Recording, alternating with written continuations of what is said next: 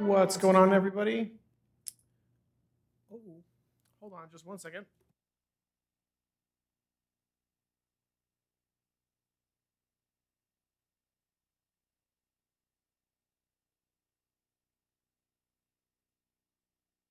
All right, there we go. I left my studio monitors on by accident. Thank you, everyone, for being here. I appreciate you, Humane Colors, for doing a raid on my channel. Very, very cool. The Korg Radius is very rad. Yeah, thank you, everyone, for being here. I'm going to be doing the Korg Radius again tonight. And I had some issues last week where I couldn't get the multi-temporality to work, but now I figured it out. I had to have the software program opened up too for it to actually give me that ability via USB. So now that I figured that out, I'm going to be making like way more exciting patches this time and stuff like that too. I feel like last week for most of it was kind of like preliminary stuff. It was like my first week streaming, like pretty much. So, well, ever, yeah. So this is going to be a lot of fun, though. I really love this synthesizer. It has some really wonderful sounds in it, too. And we're going to be making a patch from scratch tonight. So we're going to get something that sounds like, just very, very basic. And we're going to be making something like, you know, quite complex with that, too. So, all right. Let's see here.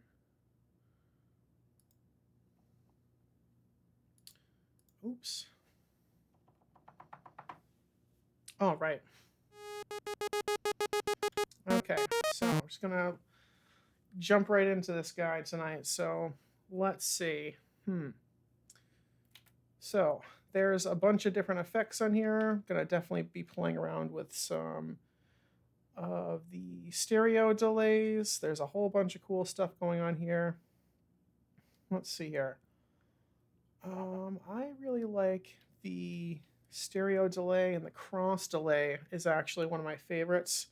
So there's 2 effect slots. I'm going to use cross delay, and I'm also going to use I'll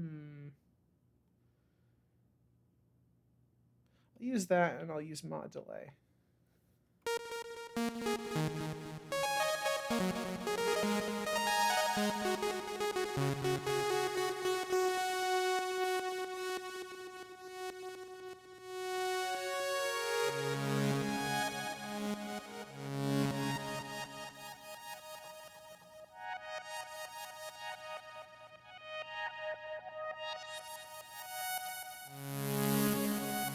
Okay. And I kind of wanted to make some so we have 4 timbres. So that's basically 4 patches I can put in one. And I'm going to make one that just uses the same exact keyboard, or sorry, the same exact MIDI channels for all 4 of them.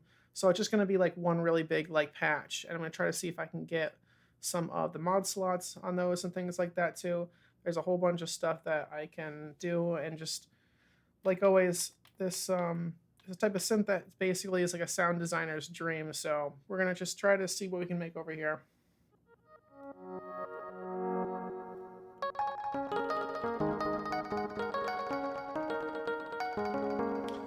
Let's see here. There's a lot of nice PCM waveforms. I usually just start off with one of those just because they're already pretty in depth, and then kind of just like add some other stuff into them too. So let's see here. So, oh yeah, that's right. So let's see.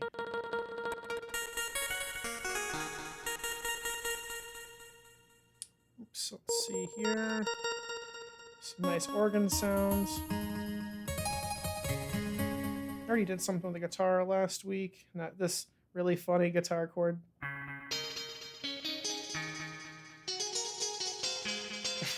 I don't know why some of the chords are just so dissonant, like automatically. It's pretty funny.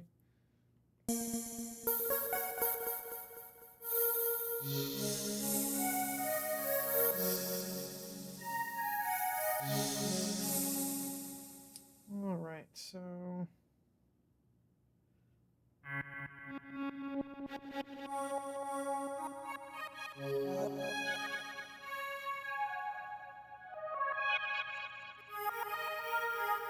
I like the way that sounds, so.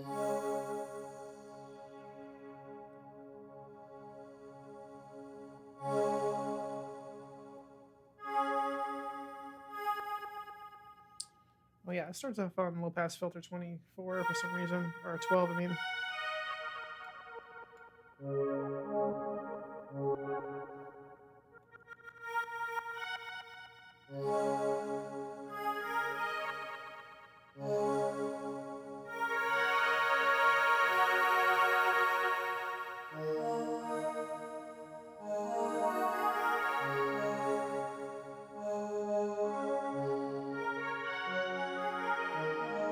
Okay, now let's get in the second oscillator too.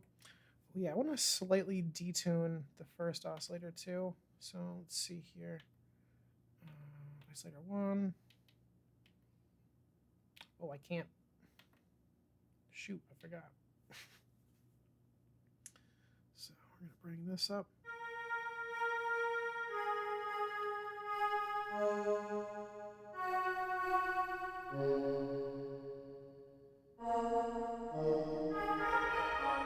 Let's make it a little bit too grainy with ring mod.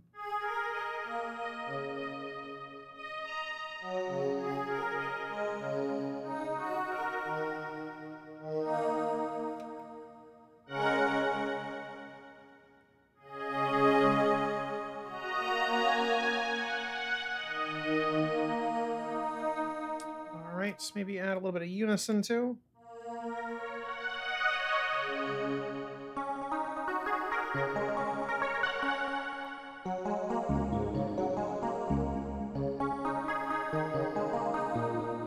Let's see, I put the stereo delays wetness up a little bit more just so we can get it cut on more.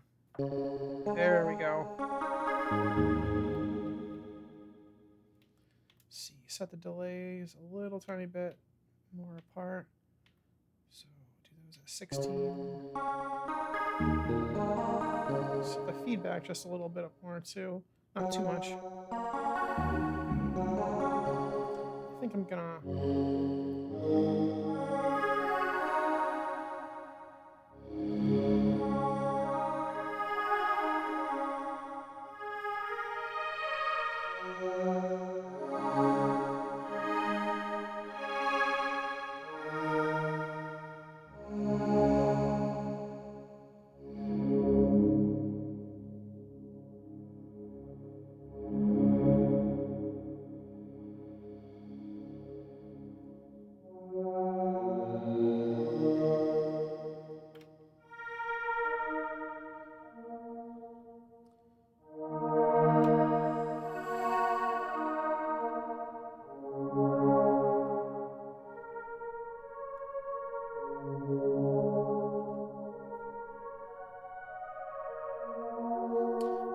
So I'm going to add a little bit of drive to this guy too.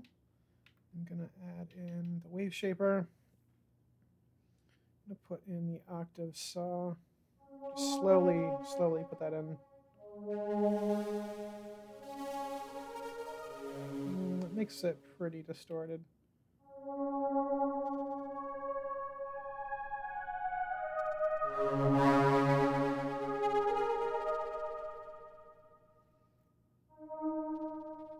Maybe I'll just use the regular drive on that. Yeah, because it's just going to make it sound too jittery, so. There we go.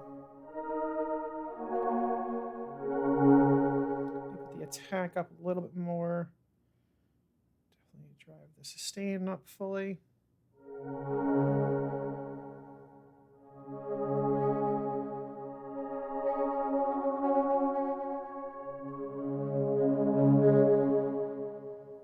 Oh, thanks, Humane Colors. Yeah. All these plugins are from Melda too. So it's like a $50 pack. You can get them for free and stuff like that too. You just can't like edit the colors and stuff like that too. But it's like $50 and you get like, I think it's like 47 VST plugins. It's awesome. It's a really nice features and stuff like that too. It's just really, really cool stuff going on.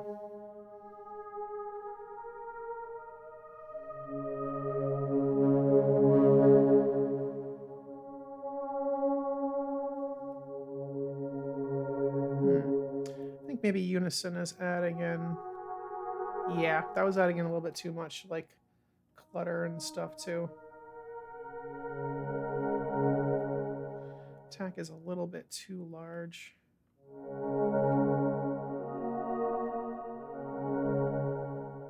All right, so now I want to get the virtual patch, and I think that I want to try to modulate the filter a little bit too. So, not filter type, filter cut, and we're going to use LFL1. Yeah, better go to this first.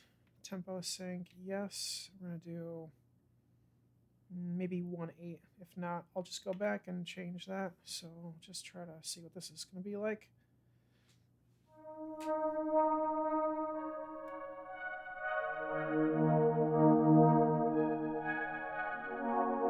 Yeah, I thought that quarter was going to be a little bit better.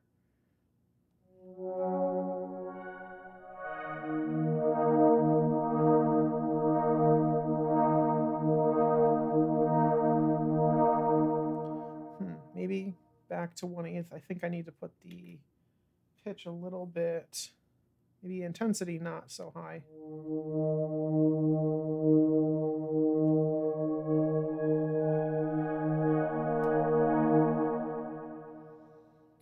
Let's see. Maybe not, actually. Maybe if I just put it up a little bit higher, but go slower. Let's try that.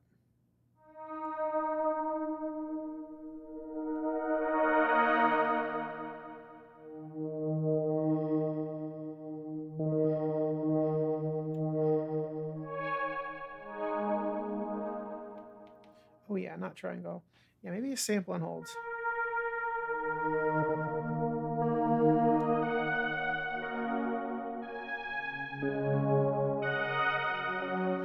It's a little bit too random for me, so ooh, that might give it some nice texture too.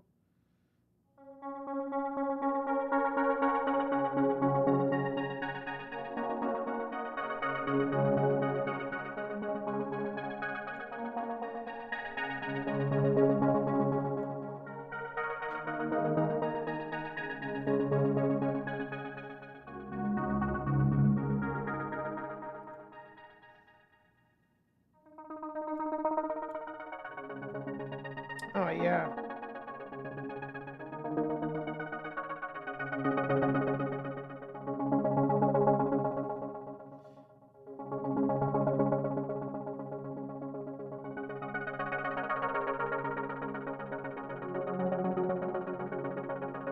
Yeah, cool, cool. I'm liking that a lot.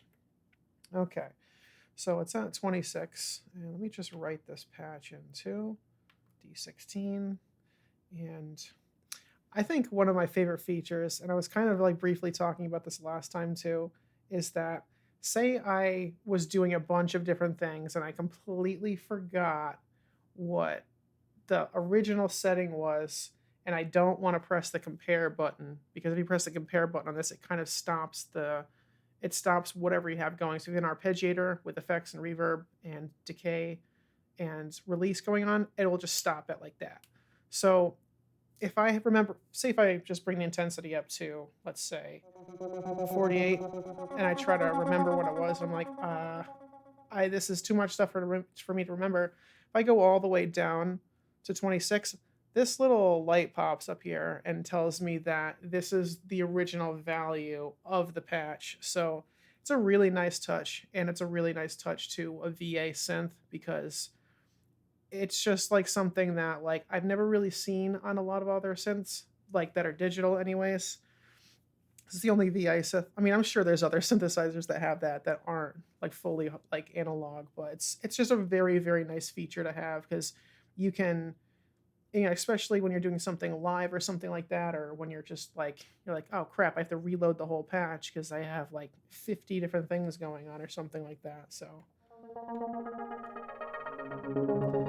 just very very nice to have, just a really nice little touch. And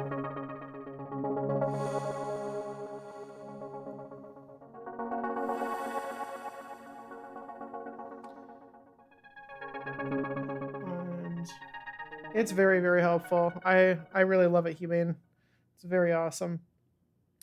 So I kind of think that I'm going to put, for the second patch on here, I think, or the second virtual patch rather, I'm gonna see if I can put the filter cut, the filter type, yeah. So we'll do that for, I guess we'll do that for LFO2, I guess. And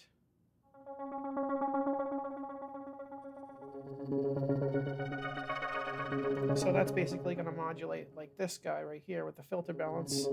So that's going to give some interesting results too. So see patch number 2, filter type. And I do want to try to do sample and hold with this one too. Tempo sync, always tempo sync. I guess I have to get better with the frequency instead of using beat divisions. I don't know if there's like math that's involved. I mean, if there is, I would need a calculator for that. I'm just more comfortable using sync notes because I just have no idea how to do that math. I'm sure there's something involved with that. Just very bad at math.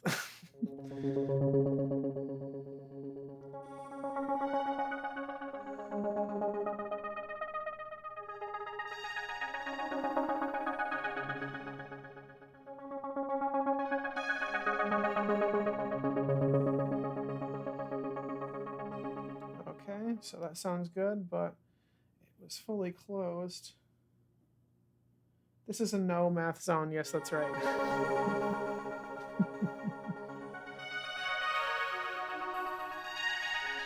Cool. So that's kind of making the what is it now? Not the filter cut, the filter type. So this is kind of like a morphable filter. So it's kind of just playing like variable. So it's not only like adjusting like a static filter, it's adjusting a static. So it's adjusting the filter cutoff, but it's also doing the filter type at the same exact time. So I really like the way that that sounds together.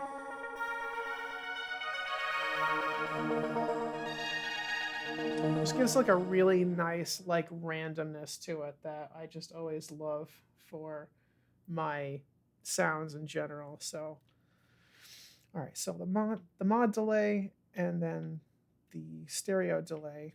Got one more master effect.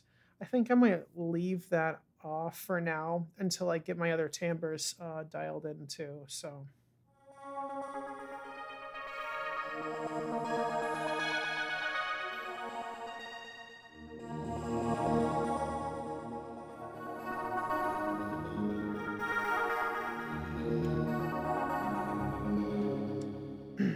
and I'm gonna be trying to use some Ableton Live reverb on this too.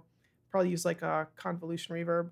I have this PS1 impulse samples that I found online too, so I'm gonna be using those, and gonna get some interesting effects with that because the reverb's okay on this, but I'd rather use like delay or some sort of like pitch shifting like type of just something that has more variables. Then it's not to say that's bad. It's just the convolution reverb is just has more richness, and I can also free up another slot in the master effects too. So, all right, so we got a few more patches,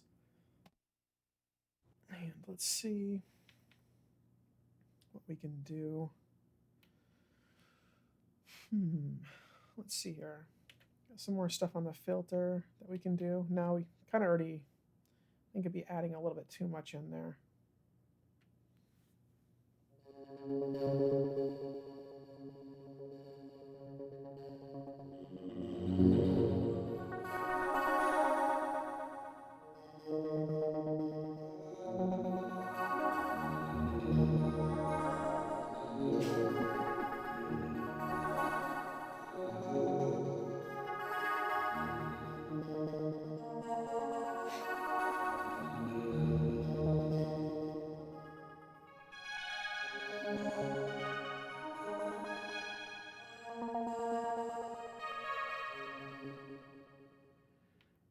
It's a good thing that I figured out how to trick time then, because the space-time continuum doesn't apply to my studio. So, or maybe it does. Maybe they're just that good at it that I don't even notice it.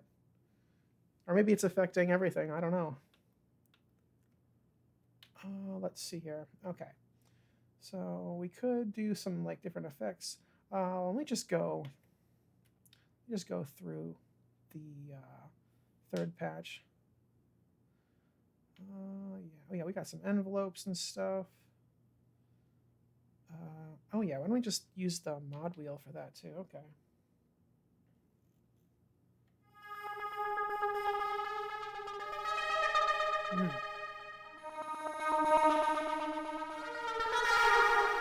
Well, it's making it too a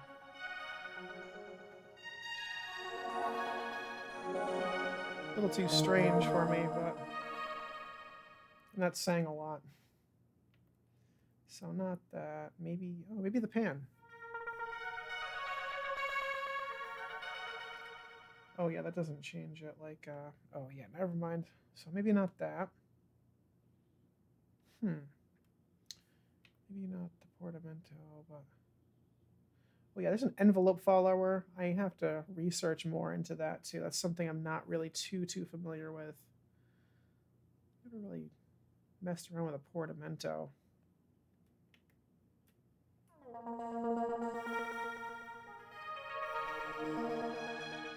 At least not on a envelope.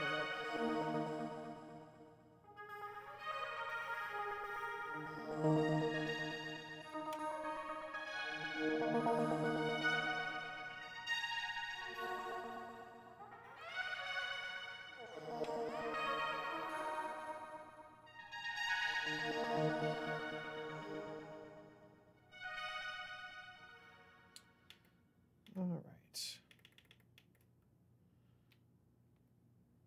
Yeah, maybe not portamento. Let's see.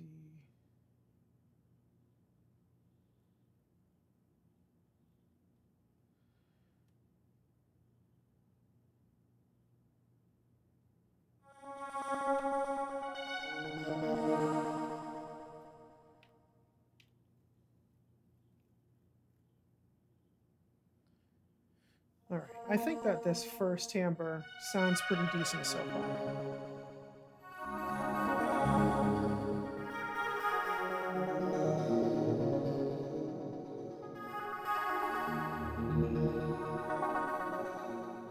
Let me see. There's a little bit too much stereo spread when I put the unison on. All right, so I am all set with the first timbre. So let's go into the second one now and see what we can do with this one. And we'll just turn off the first one just so we can have a clean slate and make sure that we know what's going on to here. And let's see, kind of thinking of doing some cross modulation. I really love the way that works too.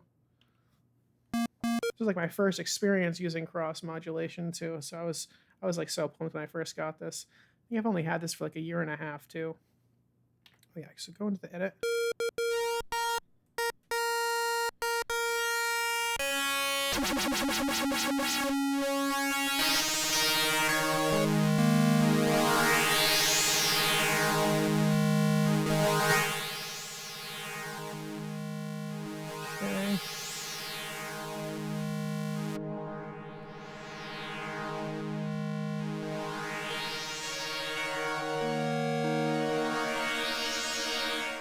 Okay. Edit the LFO rate on that. I'm gonna make that a really, really slow one.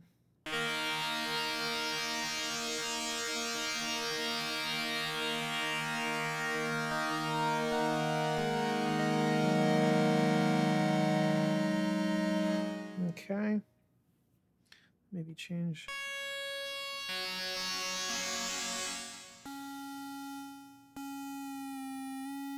Nope.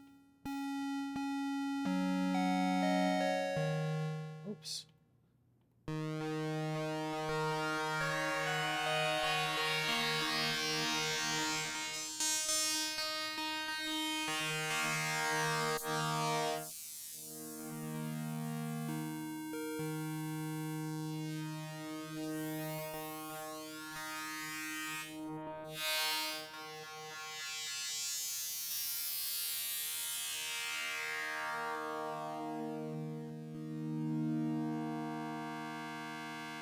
Yeah, I think I'm going to have the filter cut off on this move.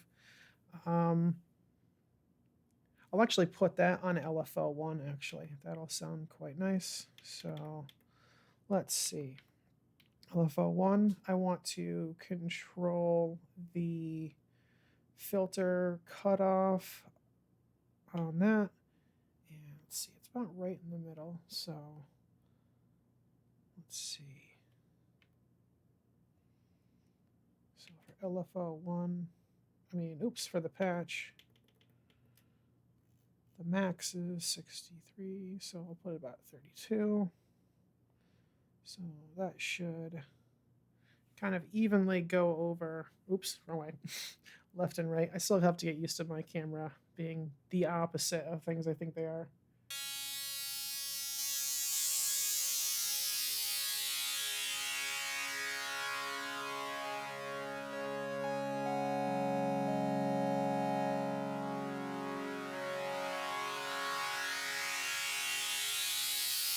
Okay, and let's just bring back in timbre 1 and see what this is like.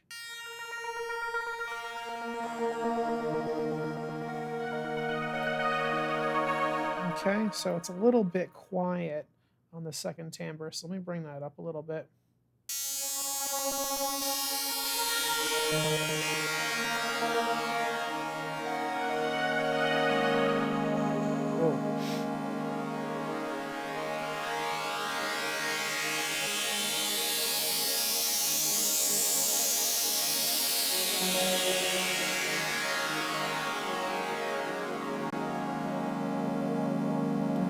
liking that.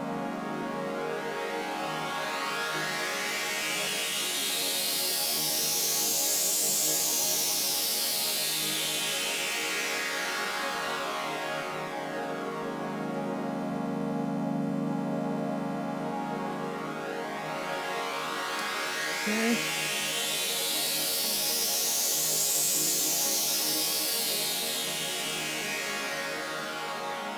It seems like a little bit more of an appropriate level. And the one thing that's cool too is that I have this on hold with my other synth, or sorry, with my have the notes on hold with my KeyStep Pro, so I can take off one of these timbres and just put in the other one. Oh, I guess you have to re-trigger it. Never mind.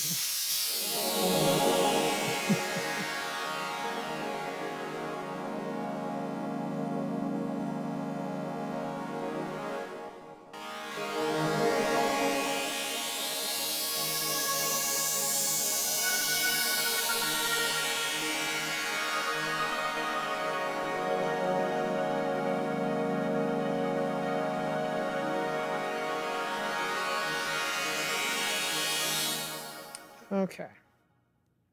So I definitely need to add. So the cross modulation does sound really good. It's a little bit too sharp though, and the sound's a little bit too chaotic. So I'm going to add in some reverb on that. Let's see here.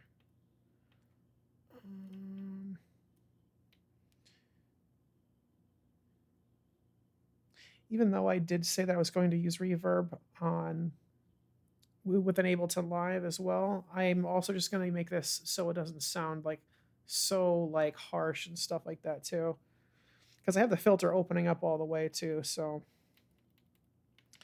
can either try that or early reflection is really nice too.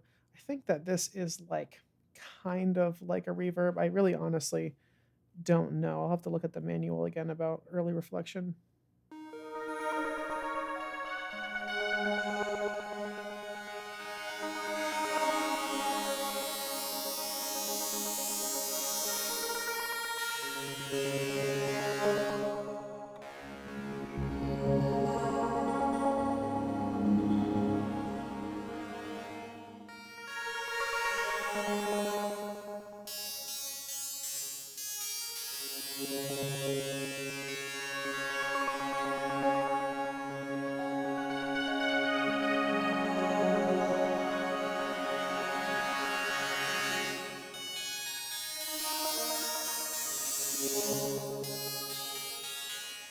I think that also the attack on that is a little bit too fast.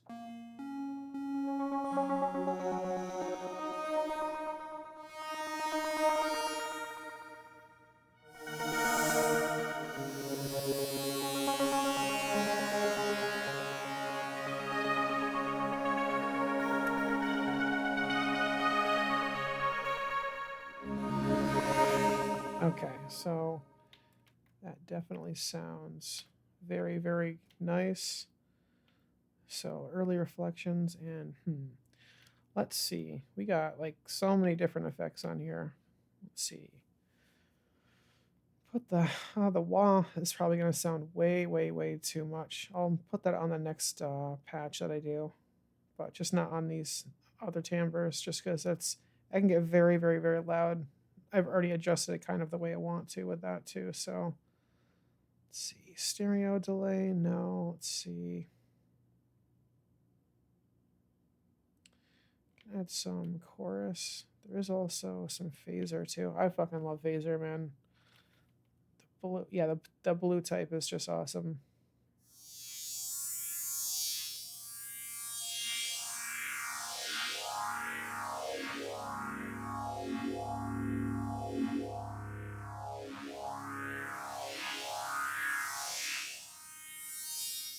Now the attack is a little bit too.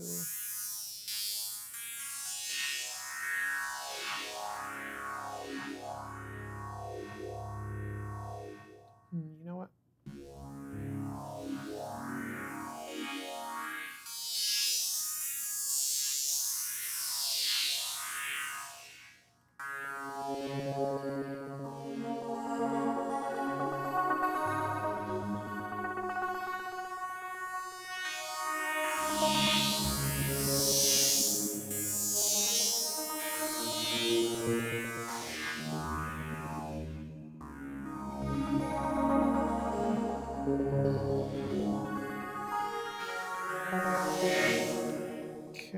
sounds quite good like that too. Not sure. Yeah, that's already down to 0 for the resonance.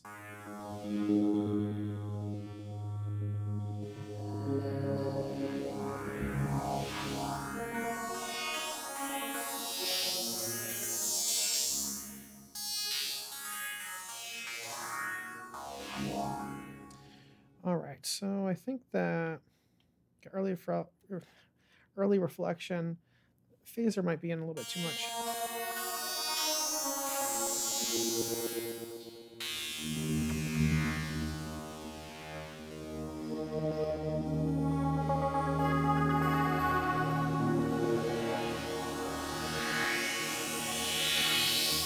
Okay. Then let's go to number 3. And I'm just going to do like a little like stab or something like that with a tiny bit of delay. Just so it has like a good like starting point. Let's see. You could go into the PCM waveforms again, or I could do like a sine.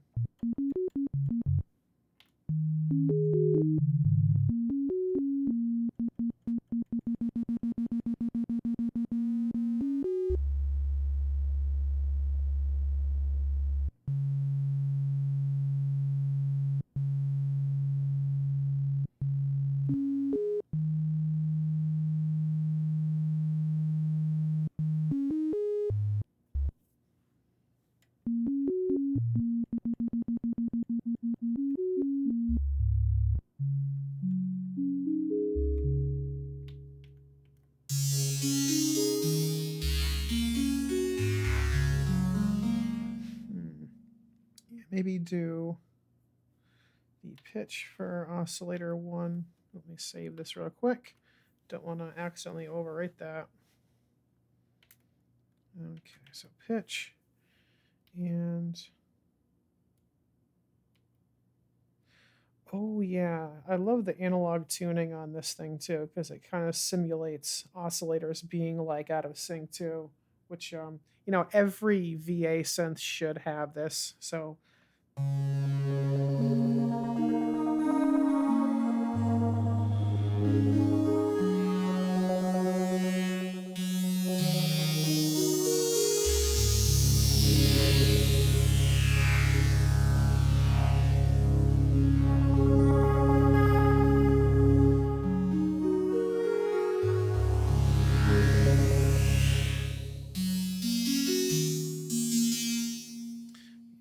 gonna try to see if I can just drive that, because one thing that's really nice with the wave shaper is that like it's very, very nice to just simply use a sine wave and then use the wave shaper on that, with just because that way you can kind of just like edit the waveform that you currently want to try to edit. It just does it like in easier like simpler terms, I guess.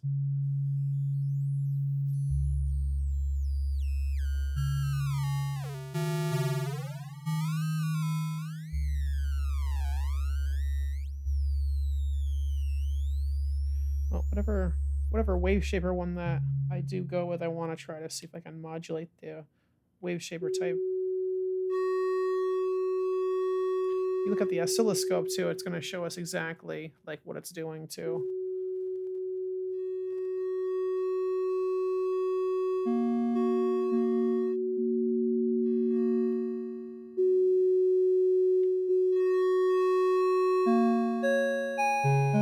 So it's kind of just like forcing a triangle wave in there with that one. Oops. Here we go.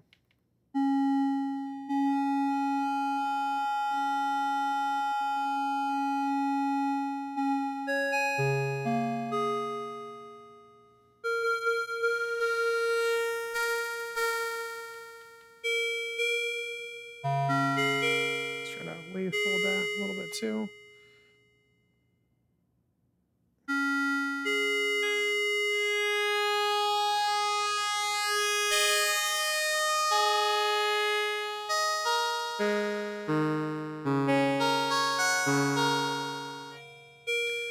Maybe not. instead of multi-triangle, multi-sign.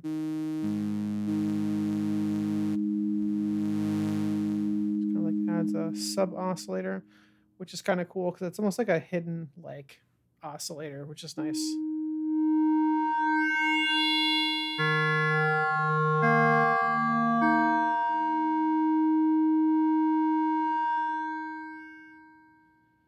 Let's see.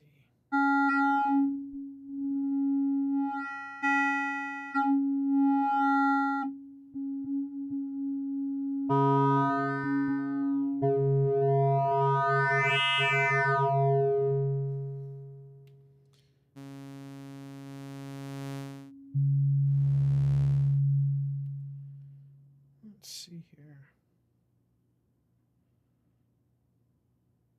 Yeah, I think I like multi-sign.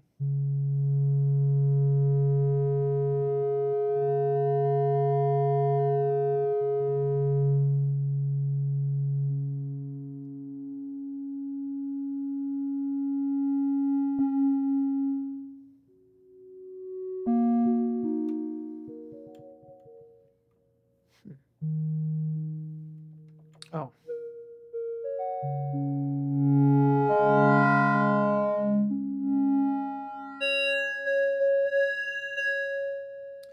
Let's see, maybe we could add a sample and hold onto the drive for that. Might have some interesting effect like that. So LFO2, and I do the, let's see.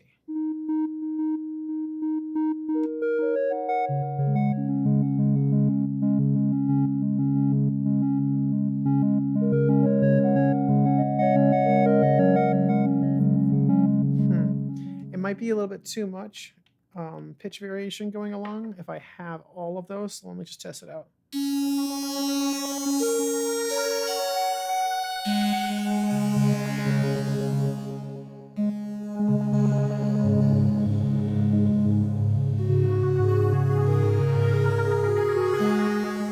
Yeah, so I'm still doing sample and hold with that. Let's try to do, we put on LFO1, and then I'm actually going to do a triangle to kind of give it.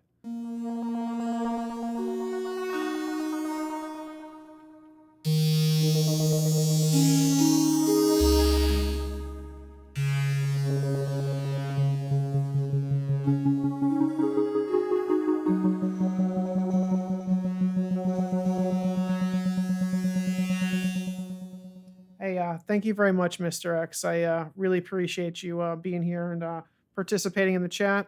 Please come back soon, man. It was great to have you. We'll catch you later, man.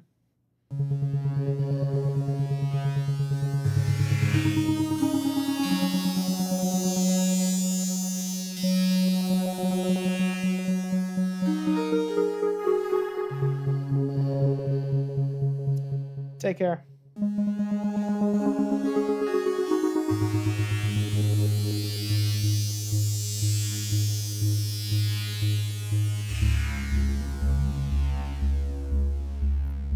Oh, you know what? I think if I actually pitch that down, yeah, I think I'm going to pitch that down because I like the way that use the sine for a bass instead. I think that's going to be better because there's a lot of harmonics going on. Yeah. Yeah, that's exactly what I'm going to do. Okay, just save this really quick, and then we're going to go back towards the pitch. Okay. I'm going to transpose that.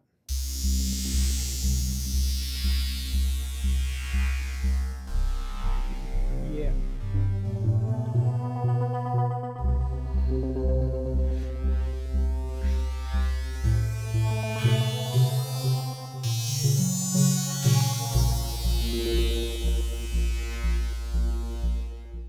Let's see here. Gonna make that LFO like a lot slower though. Oops.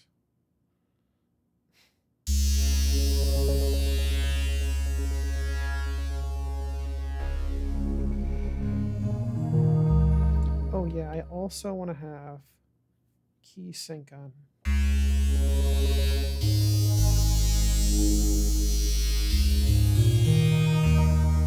Oh yes, and let me put the sync note on.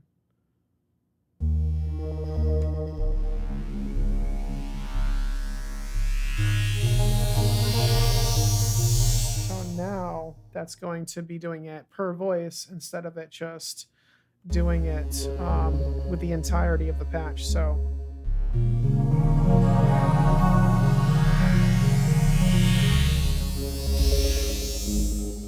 actually, that might be a little bit too much now that I think about it. Let's see, timbre.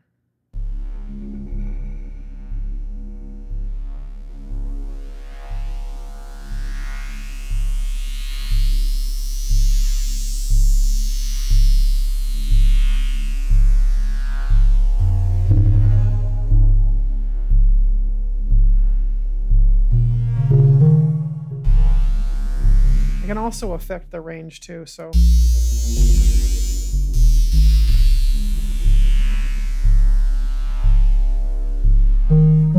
because it's way too loud over there. So with this range over here, I'm just going to go into live real quick, and we're going to see.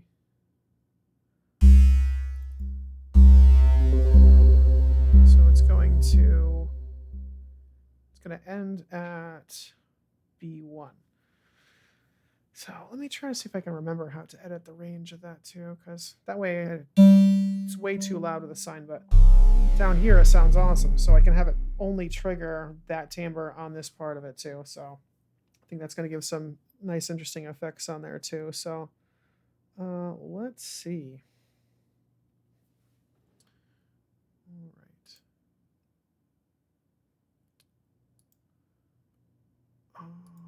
All right, let's see here. So I need to go to, I think it's in common, somewhere over here. Ah, here we go. Okay. C1 all the way, it's going to stop at B1.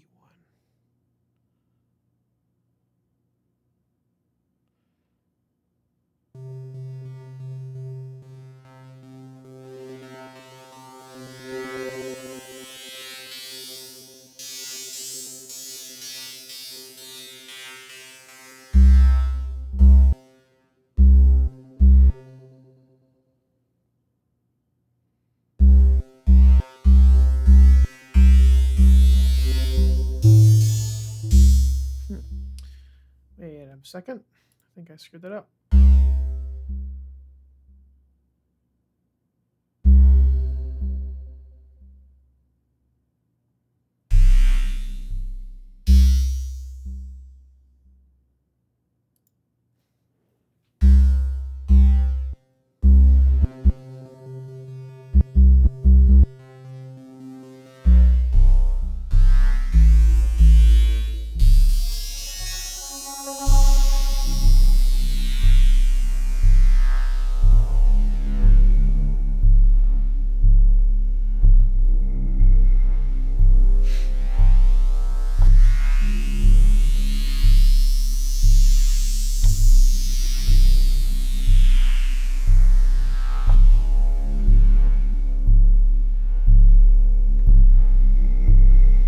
Sounds like a metal shaker in the back too.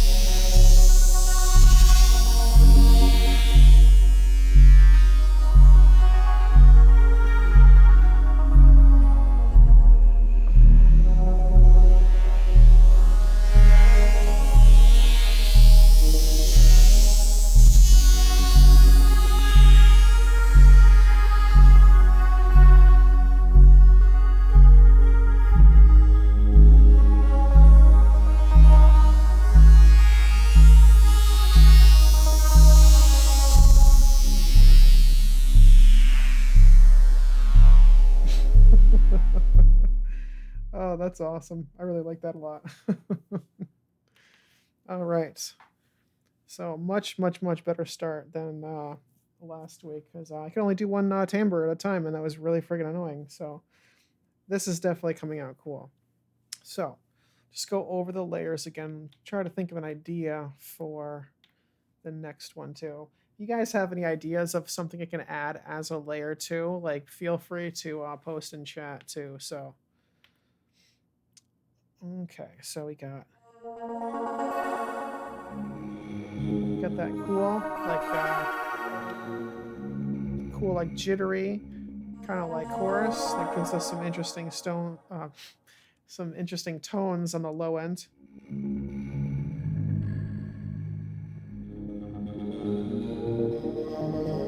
Going up on the higher end also gets nice.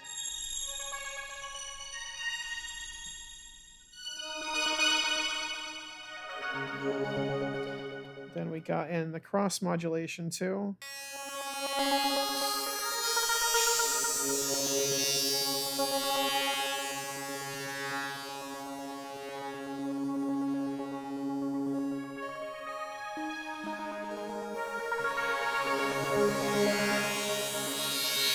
And then we have the bass that plays from this range of the octave down. So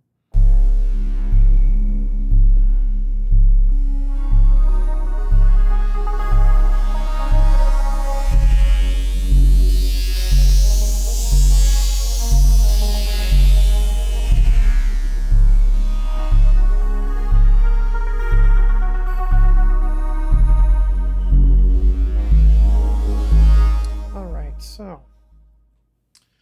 now, what could we add for a fourth layer on this to kind of like bring it all together? So we have something that is being modulated from basically from like 0 all the way to 20,000 hertz with a cross delay. And then the first timbre is essentially kind of doing the same thing, but just has higher res. So it's hitting kind of the same frequencies, just a higher tone. And then we have something that's just doing like a bass or something like that too. So, why don't we just try to fill in essentially the rest of what's going on with that. I don't really want to add noise in there too, but I might just add something and just put the reverb like all the way up or something like that with some delay or some interesting stuff like that too. So let's see what we can make happen. So let me just turn off the other ones real quick and edit and then save that just in case I screw something up.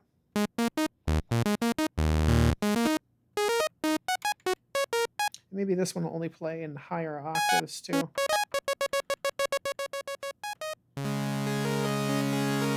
Yeah, so I'll put a high pass filter on that.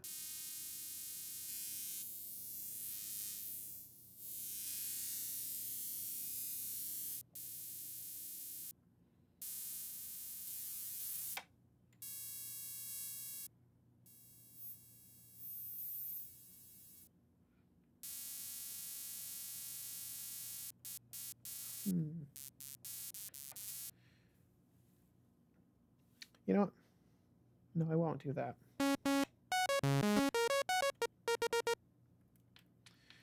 Actually, I kind of want to play around with the comb filter. That's going to be kind of cool. So, yeah, let's do that. Just going to add in.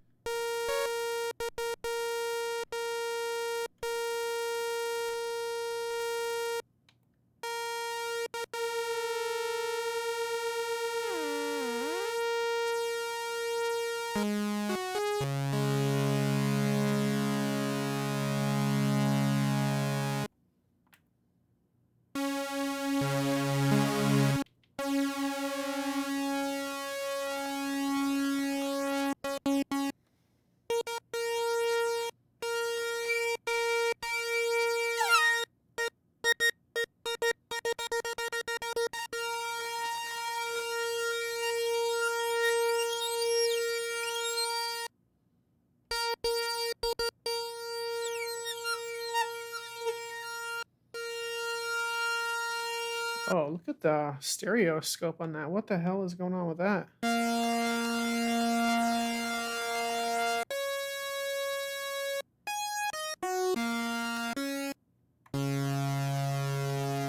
Comb filters, crazy, crazy, crazy beast.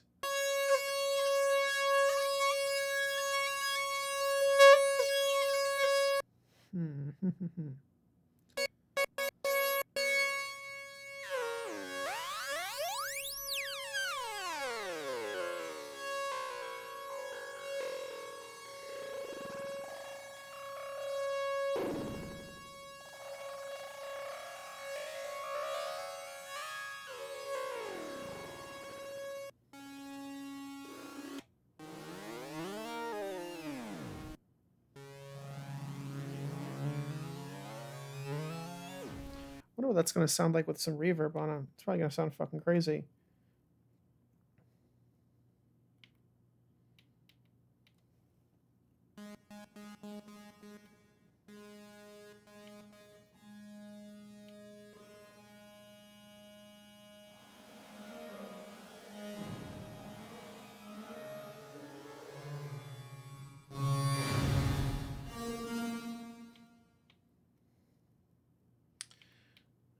Oh, it's way too much. That's why. Room. Oh, I can't use a Smith Hall one on anything besides. I can't use it for a bass insert effect. Oh, that stinks. That's okay though.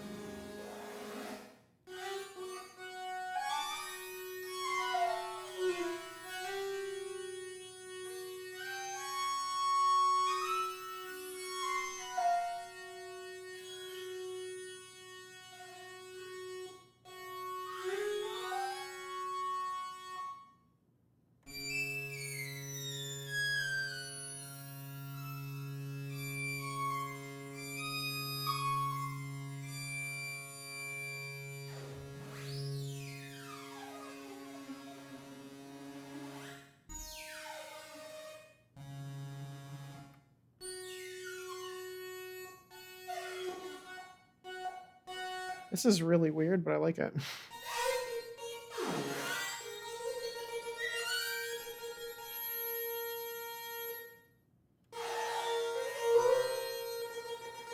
I just put that into the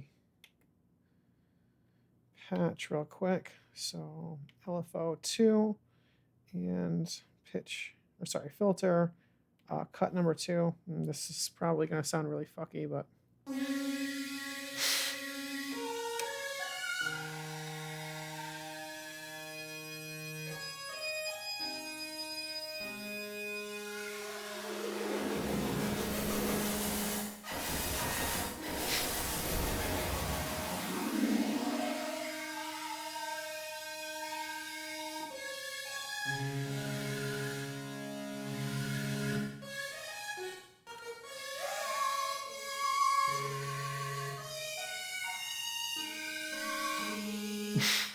Oh my god. It's a little too, I don't know if that's gonna work. It's funny as hell, though.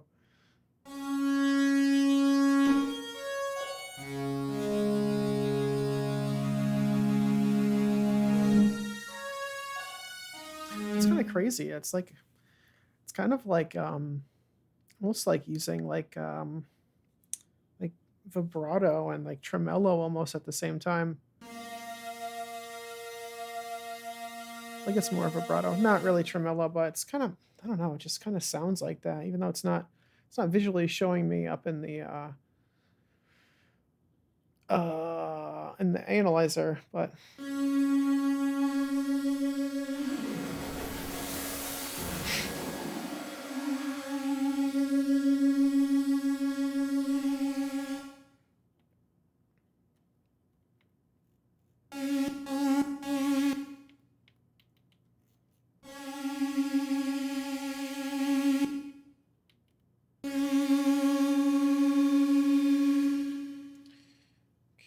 Just do that and just add like crap ton of early reflection. Reflection.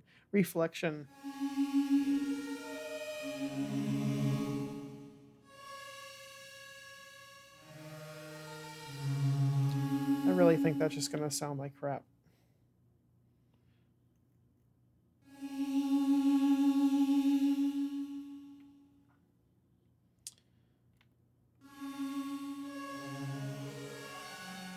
So I'm just gonna go like this, then go like that. Because I think that's a little bit too much for that, so. Alright, so I'll just start over on that one.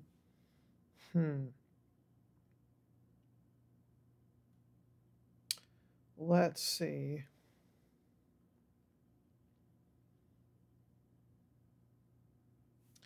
Let me try to see if I can put the formant in there too. That might sound kind of nice. It's a little loud. I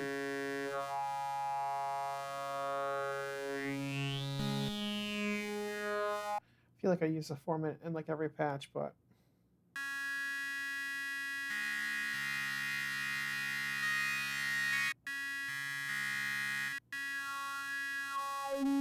oh yeah, that just changes the offset. I forgot.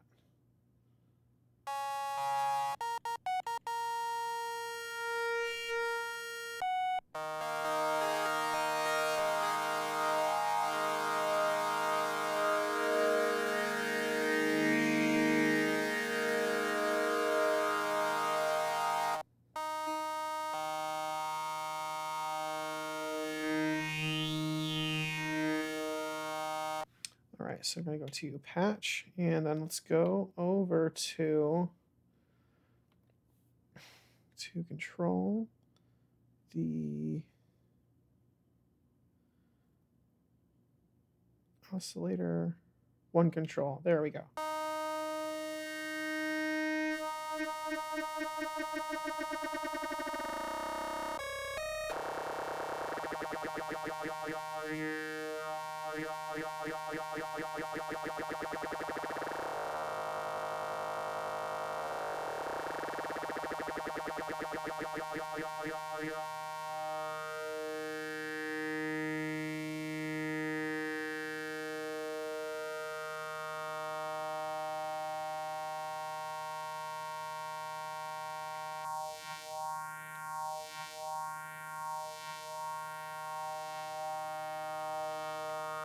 I feel like the phaser kind of just takes over.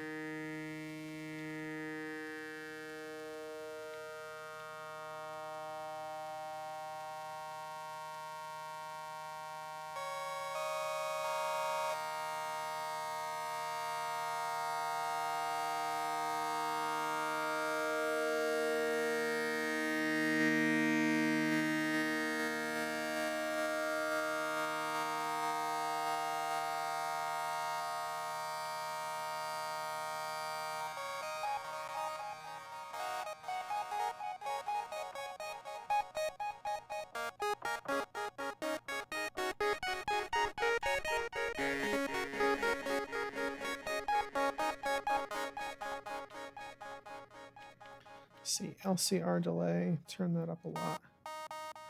Definitely turn the, where's that feedback?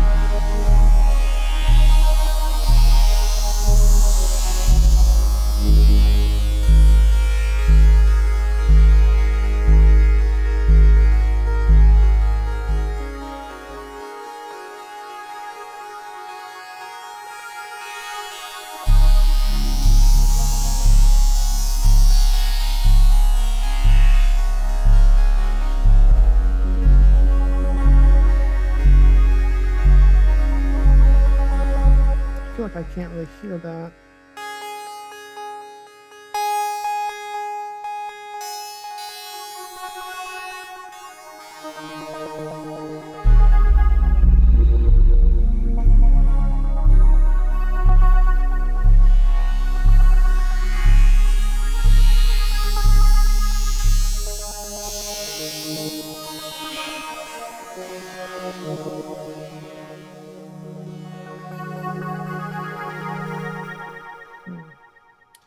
Okay, starting to come all together now, and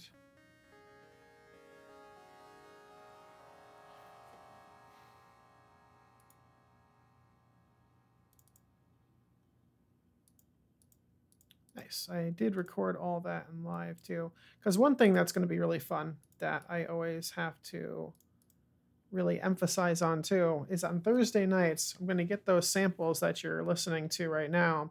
I'm going to throw those in a granular synthesizer too. So I'm going to get some really, really, really, really interesting stuff. I made some like really, really lush stuff last time, and that was a lot of fun. So just a bunch of stuff.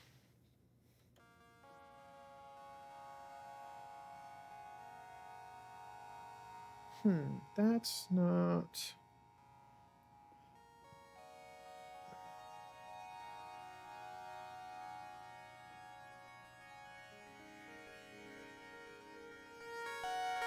Oh, I turned the volume down like super low, that's why.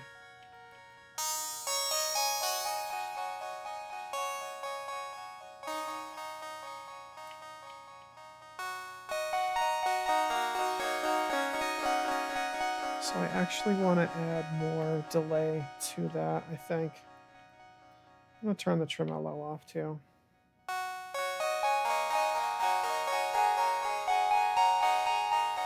Okay. I think I can only add... Yeah, add the spread up and then go to the feedback.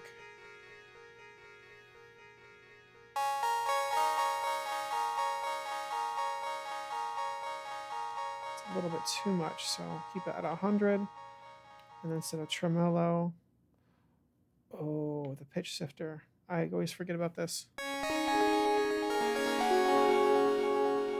I'll put that up to 12.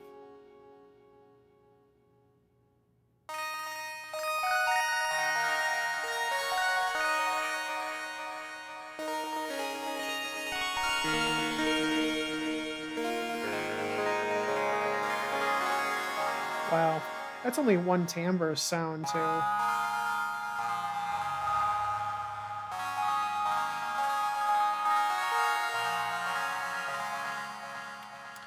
Is the resonance down all the way too.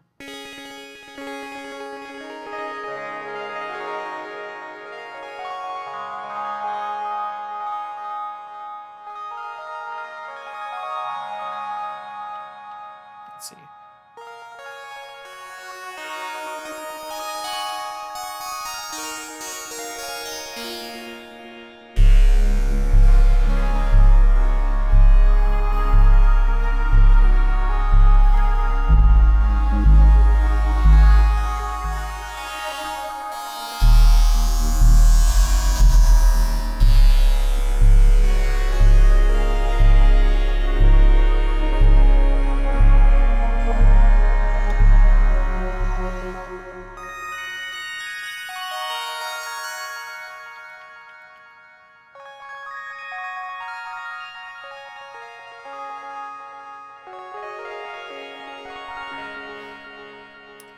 Maybe add the high pass filter on that after all, so flip that over.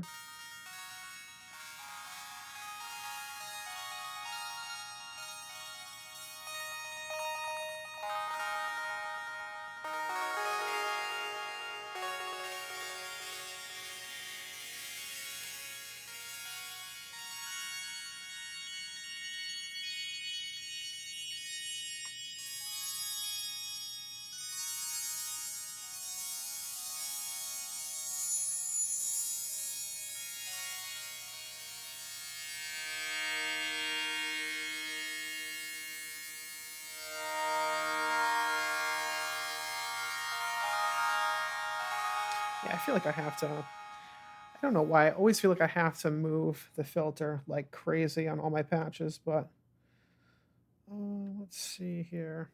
So go to the patch. Let's see here. So we are going to go to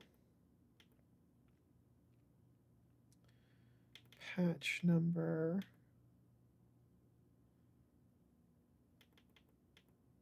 Oh, number 2. Okay, there we go. Gonna add that to, so patch number 1. Oops, I can just use this, I forgot. Patch number 1 is going to go to LFO1, so I'm gonna do LFO2 just to give it not the same exact type of modulation, just to give it more depth so it's not following the same exact effect essentially. Let's see.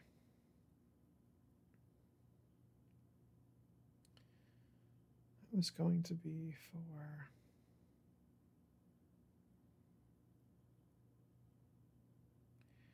crap, I totally just forgot what I was doing.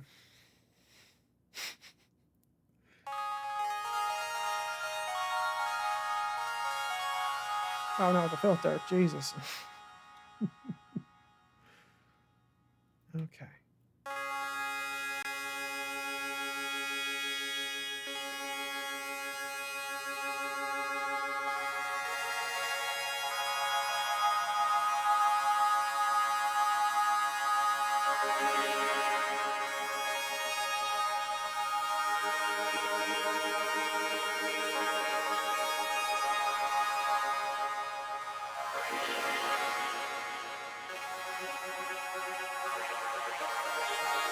That's a little bit too much.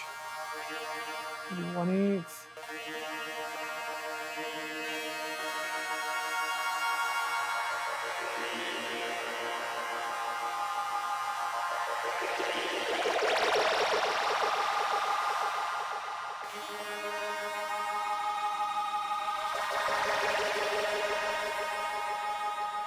Put the filter res on the mod wheel. How about that?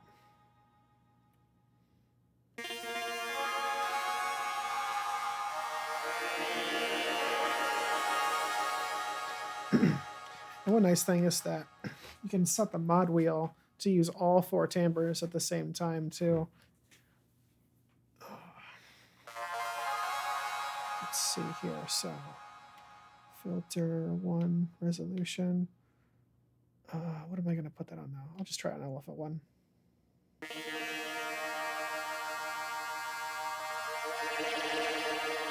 Oh no. It's going to be on the mod wheel. There we go.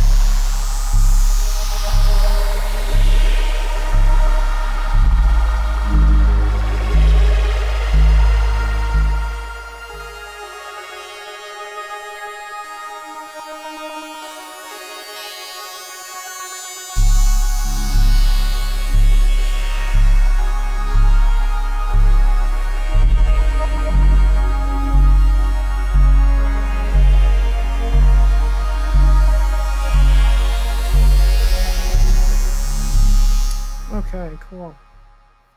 And then I'm going to, so now comes one thing that I like to do is I still have one more effect to put on, and that's going to affect every single timbre too. So that is going to be, It's going to be interesting to try to figure out what to use for that.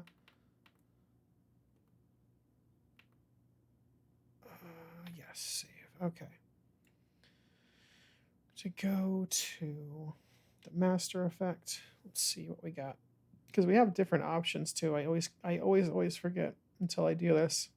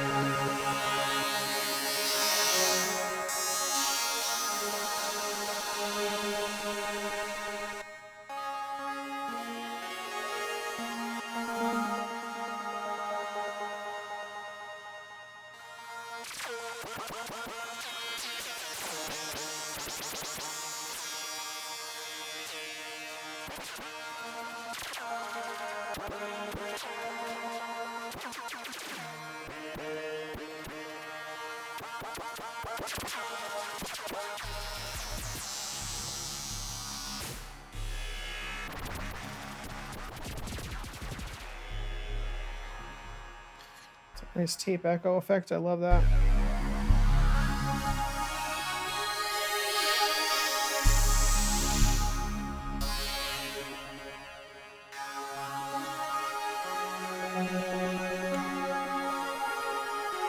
Yeah, ensemble is always really, really nice too.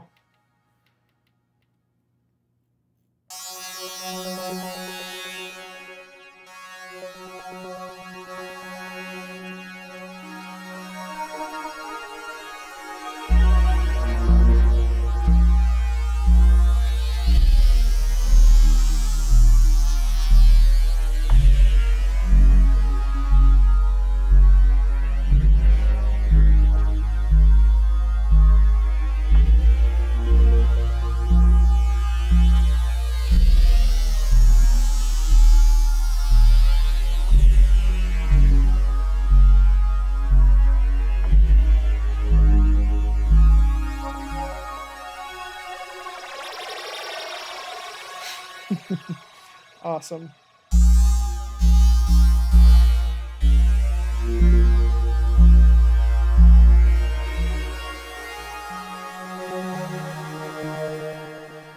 So let me just go to reverb. One thing that can work. Oh yeah, so the Smith Hall reverb. That's what I wanted to try. Crank this all the way up and then put in the reverb time to 10 seconds. This can like completely transform a song.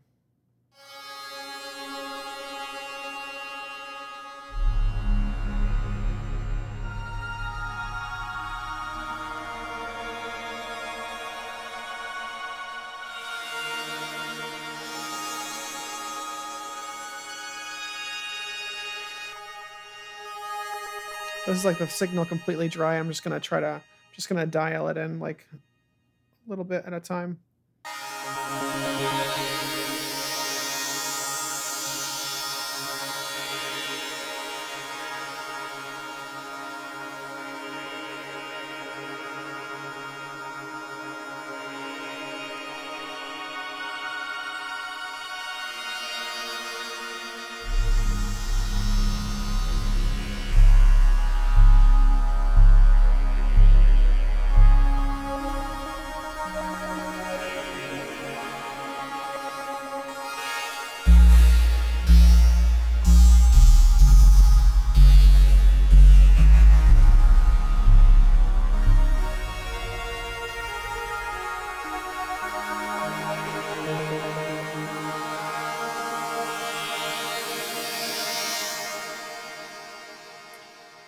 Okay. So I think that's a pretty darn good first patch going on. Yeah, definitely got some good recordings off of that too. Let's see. Yeah.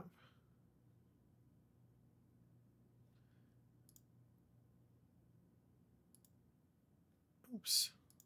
Definitely got some Definitely got some cool stuff on that.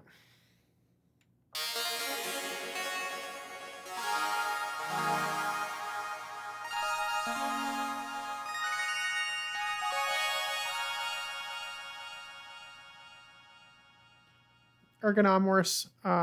Or, oh geez, I'm just gonna call you Ergon because I'm too tired to pronounce that name. But thank you very much for coming, and if you had fun, come back tomorrow. I'm gonna be doing this like all week long. So thank you very much, and I'll catch you later, brother or sister.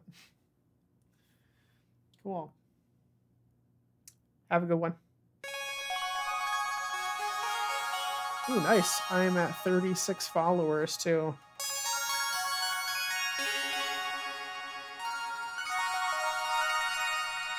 I'm actually gonna just play with the art with this for a little bit too.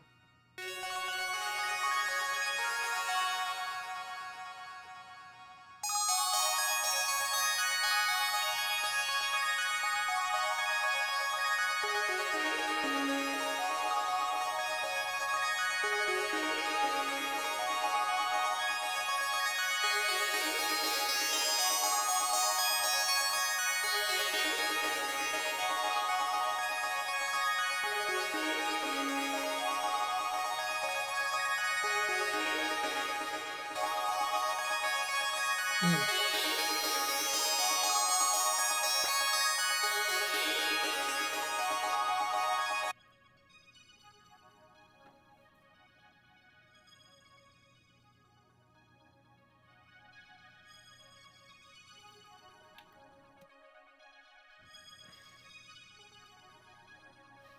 Hmm.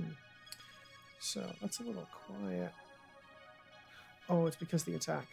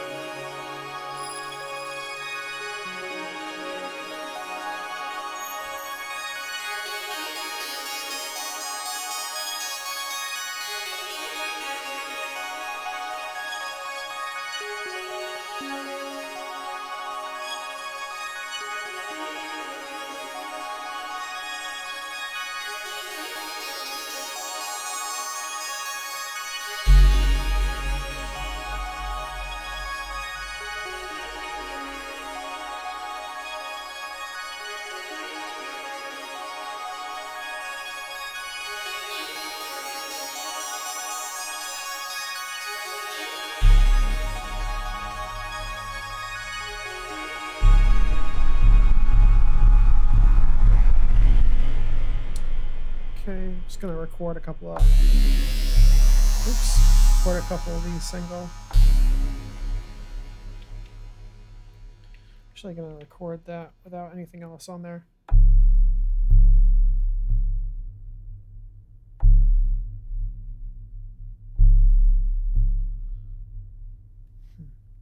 And then actually just take that LFO patch off just temporarily.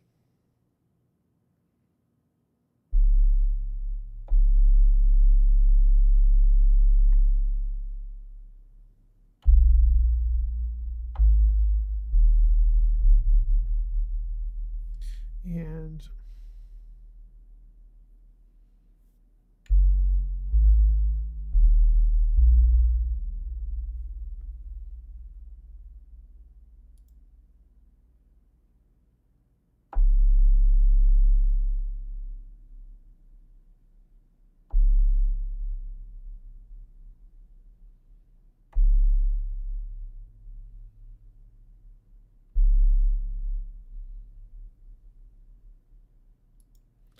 okay.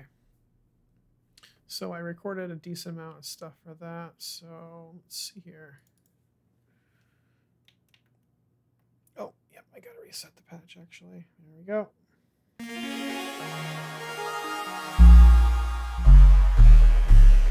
All right, so I think I'm gonna make another one now. So that first patch is very, very good. I really liked it a lot. So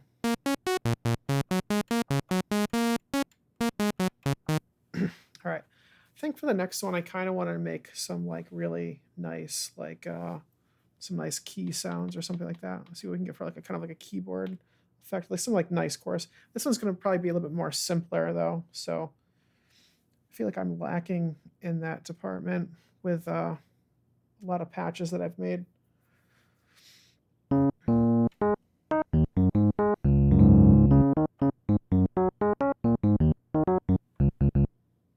Let's see here. So we're going to start off with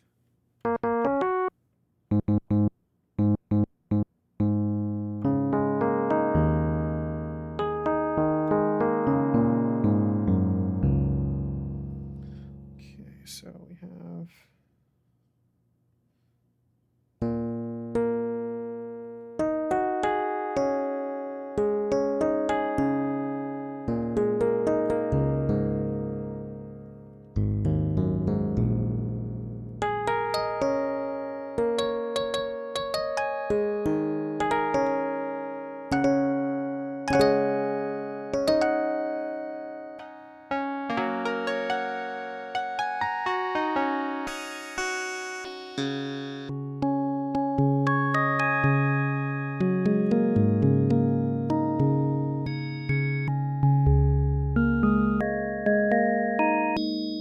the organ ones sound okay, I guess.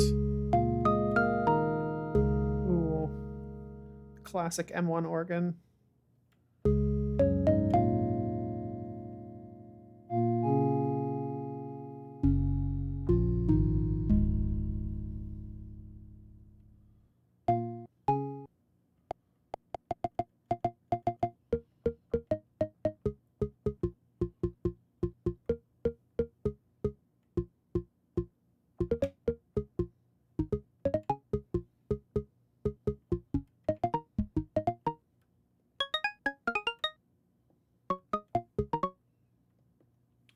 I'm gonna kind of pitch that down, I think. Let's see here. So I'm going to go into pitch. Oh, it might sound really nice with unison too. Definitely gonna check that out too. Let's see here. Yeah, transpose. I think we go down to 24.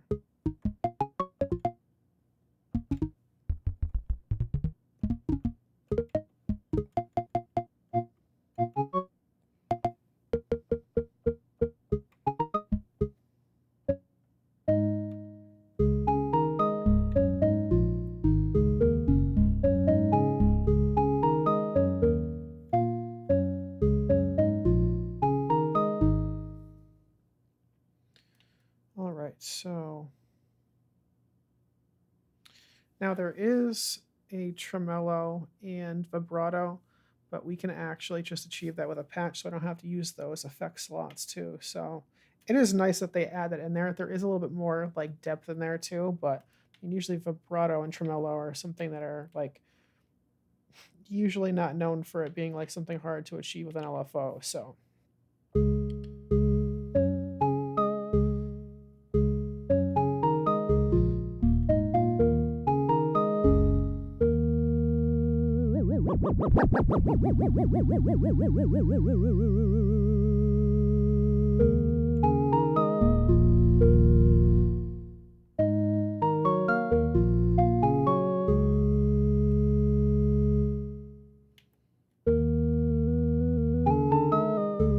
nope, don't know what I was thinking with that. Okay, so add a little bit of unison. We can go up to 6 with this. Can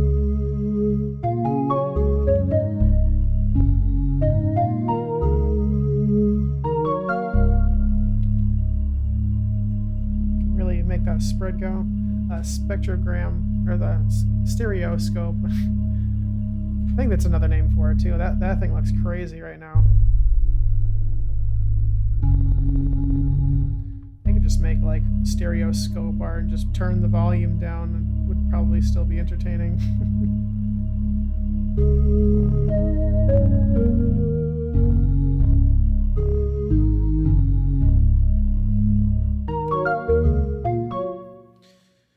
Okay. Do you know what? I kind of don't like that pitch. I'm gonna not put that in there after all. So, and then maybe 6 voices is a little bit too much. Might do 2 voices instead. This also might sound a tiny bit better also if it's in mono. Let's see, voice. Where are you? Oh yeah, there we go. Voice unison.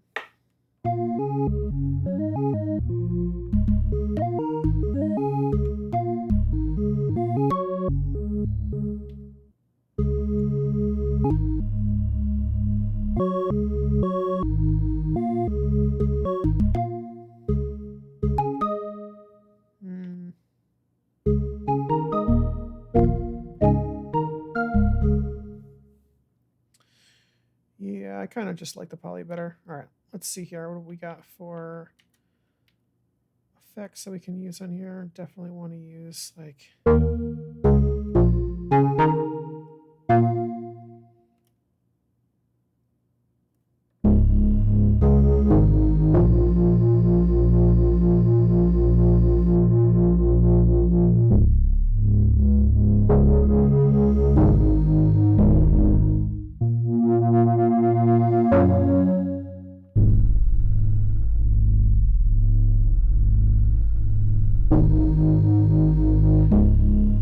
like that distortion, but I gotta turn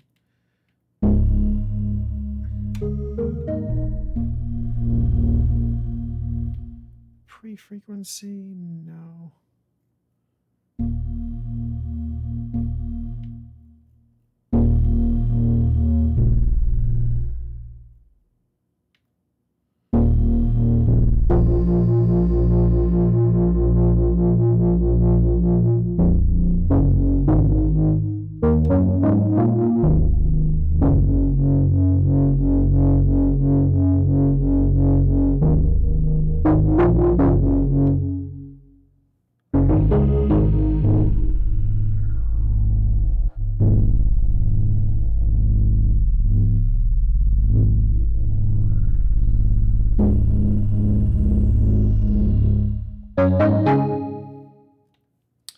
No.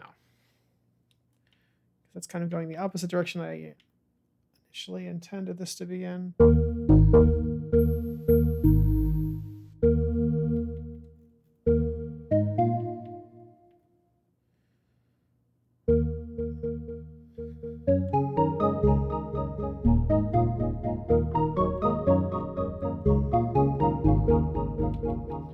Try wet, about 50-50.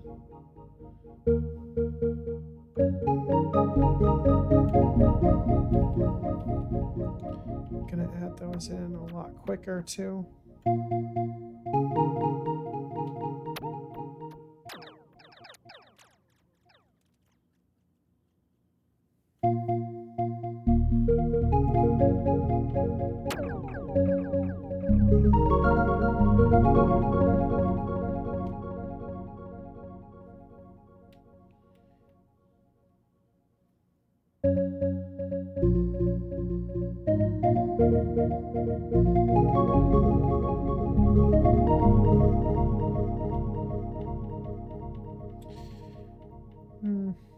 I do like that, but I just used that one, so let's try to do...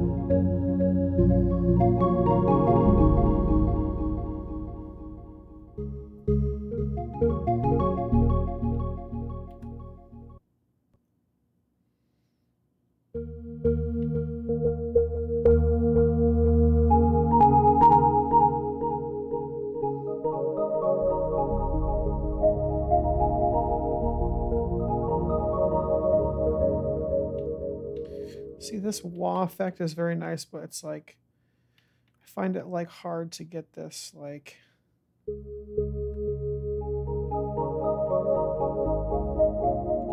dialed in like correctly.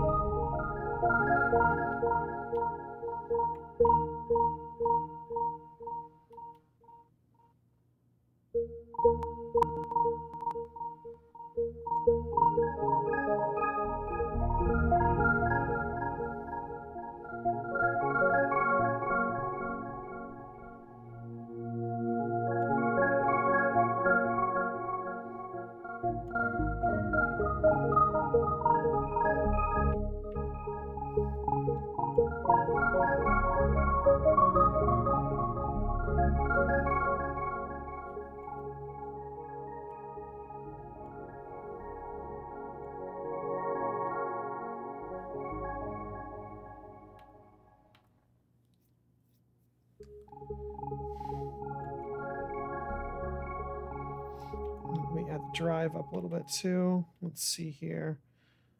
Maybe go to, no, not decimator. Let's add in.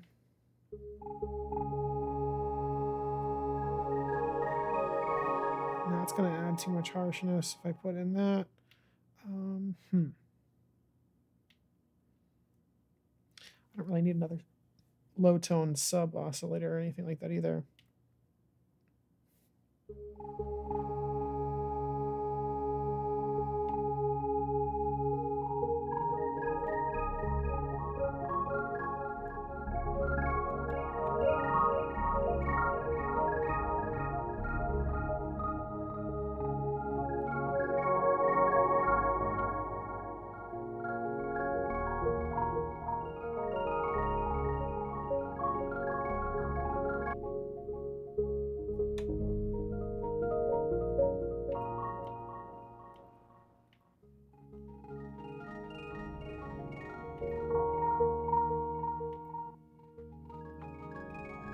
Yeah, that wah just...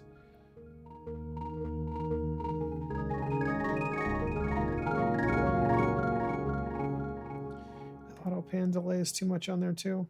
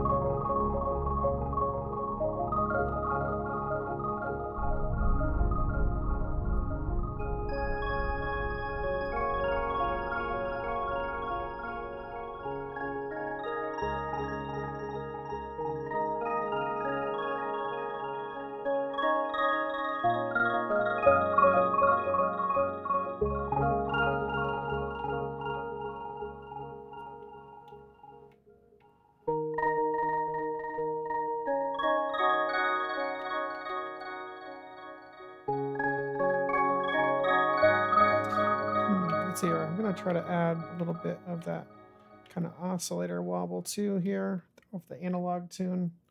Let's check that out.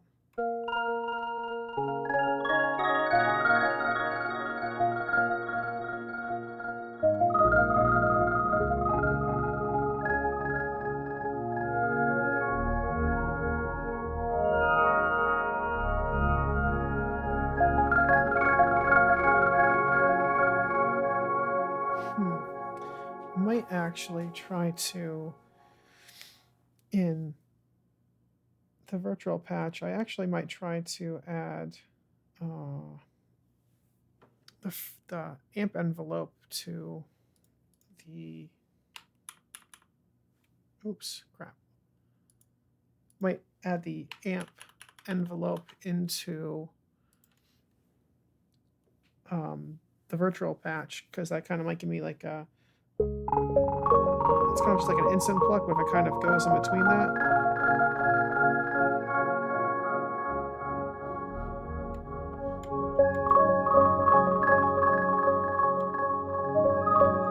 Just to kind of give like a variation of like a bunch of different, like, kind of also excite the timbres a little bit. Let's see here. I'm gonna go into, let's see, LFO.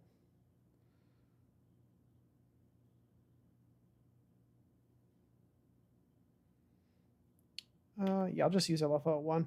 Why not? I think I can use that as a destination for this, I think. Let's see. Yes, I can. Cool.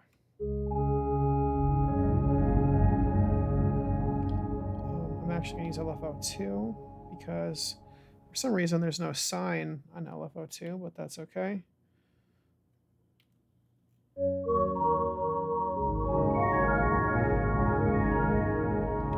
to this right here.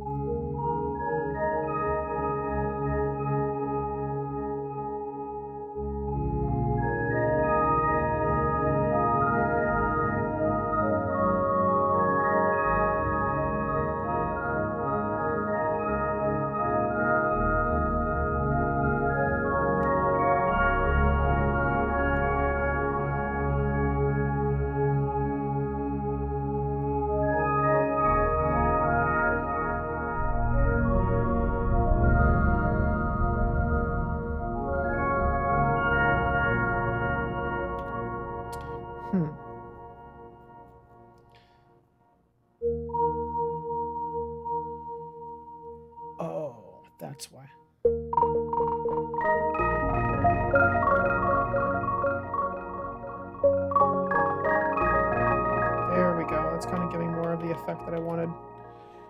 Okay, so yeah, let's put up to. See, it goes up to 63, so I'd say that's about 24. All right, let's go into. Oh yeah, LFO.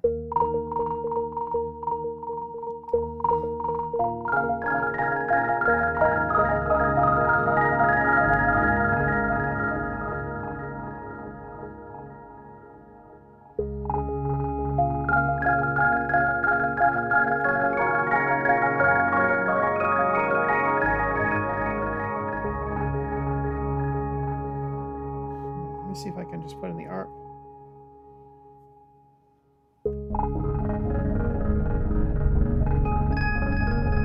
Yeah, there we go.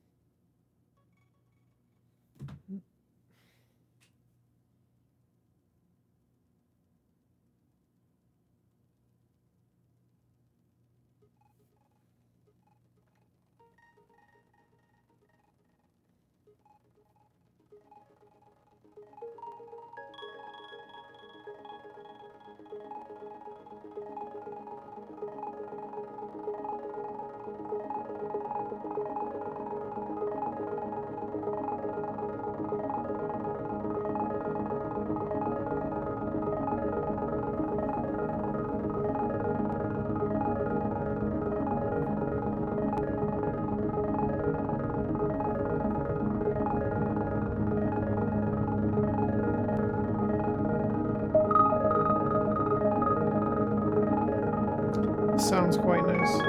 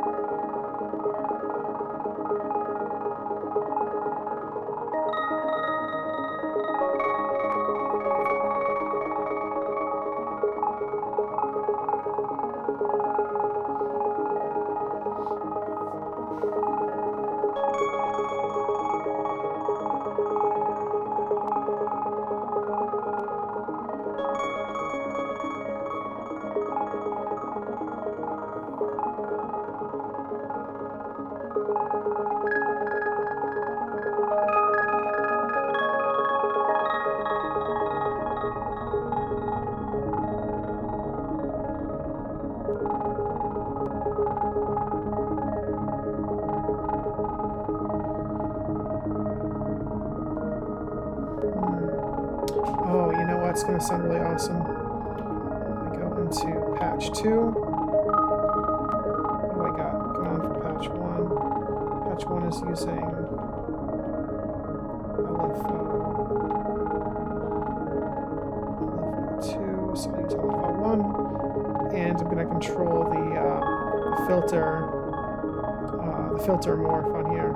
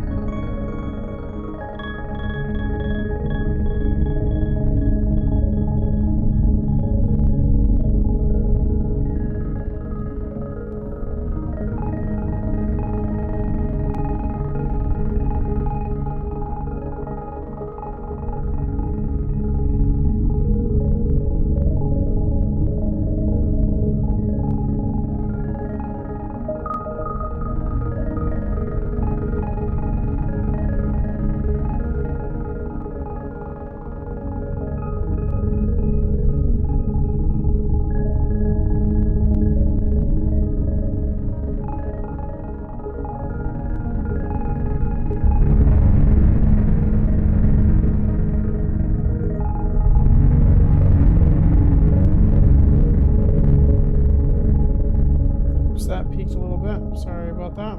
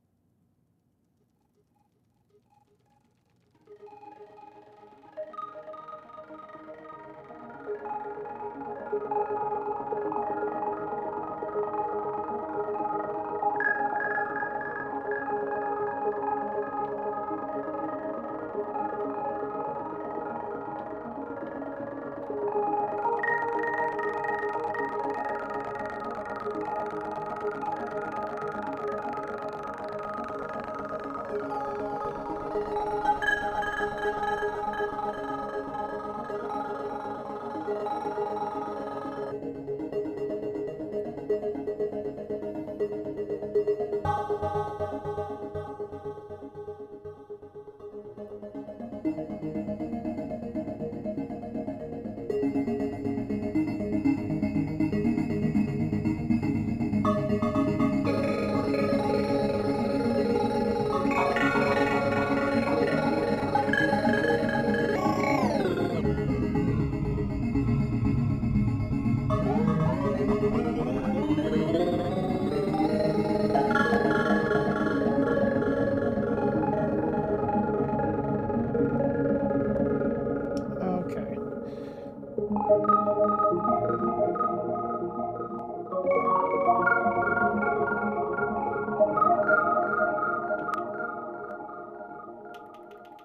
Let's go back to the patch and put that to...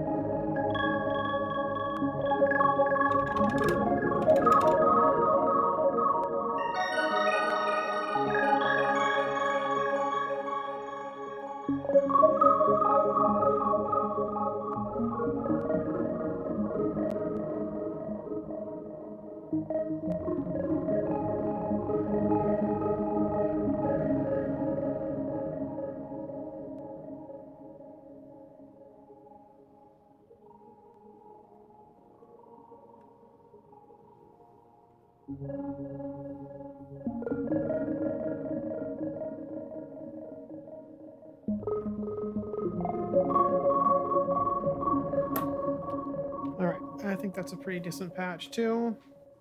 Getting lots and lots of cool stuff tonight. Okay, so I'm actually going to take a 5-minute break. I'm just going to get a drink of water and stuff like that. And I will be back in about 5 minutes, everybody.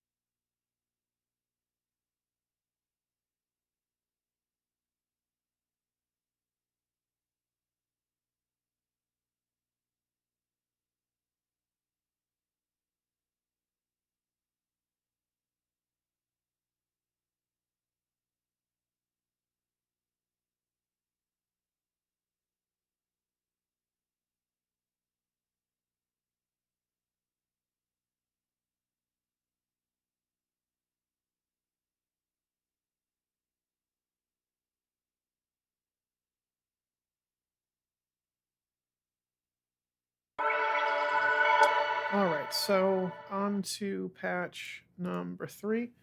I'm going to be using VPM or variable pulse modulation for this patch. And essentially, what this is it's kind of like cross modulation. And this was like first created with the Korg Prolog, I believe. And it's kind of different than cross modulation. This kind of gives us like a lot of variable, like metallic sounds and stuff like that, too. So we will see what we can get out of this guy, too. So.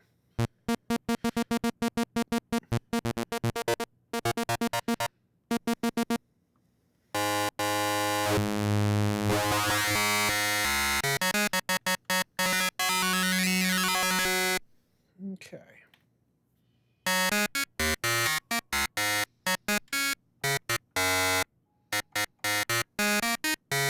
Hey, on Easy Street, thanks for the follow, man. Appreciate you, dude.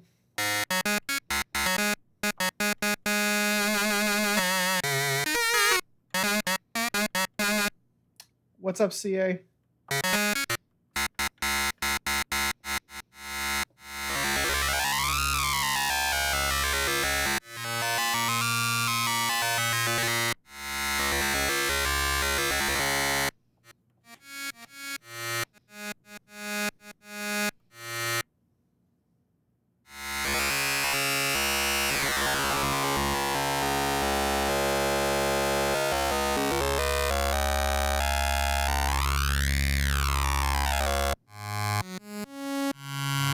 Add some unison to that.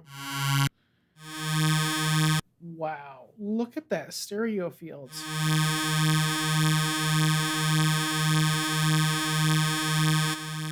Like, what in the world is going on? That is really, really, really intense. Wow.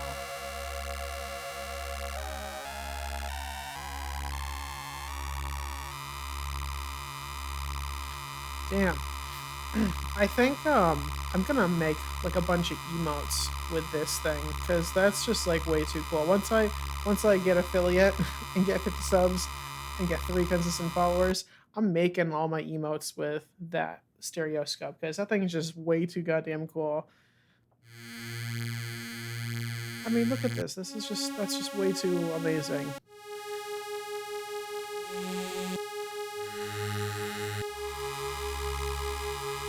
Wow.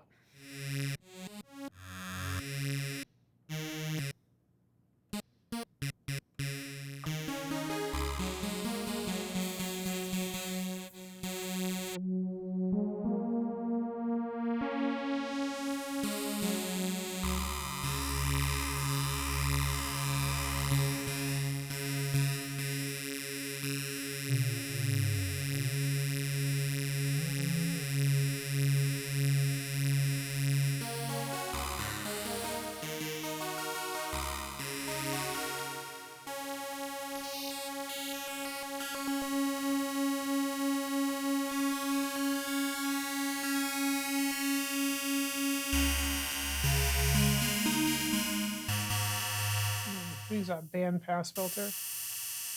Oh yeah, look at that. Just like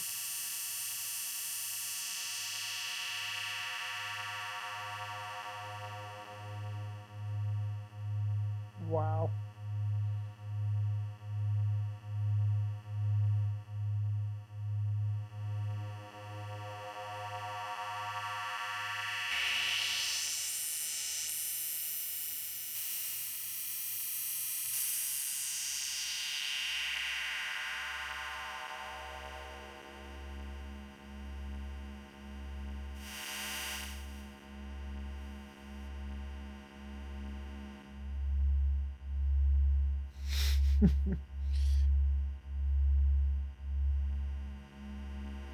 I should just do a night where I'm making the oscilloscope art. That'd be dope.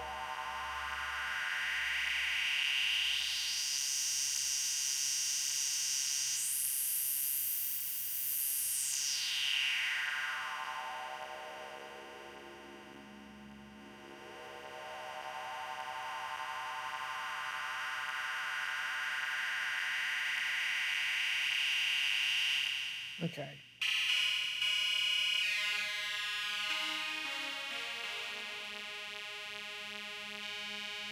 Whoa.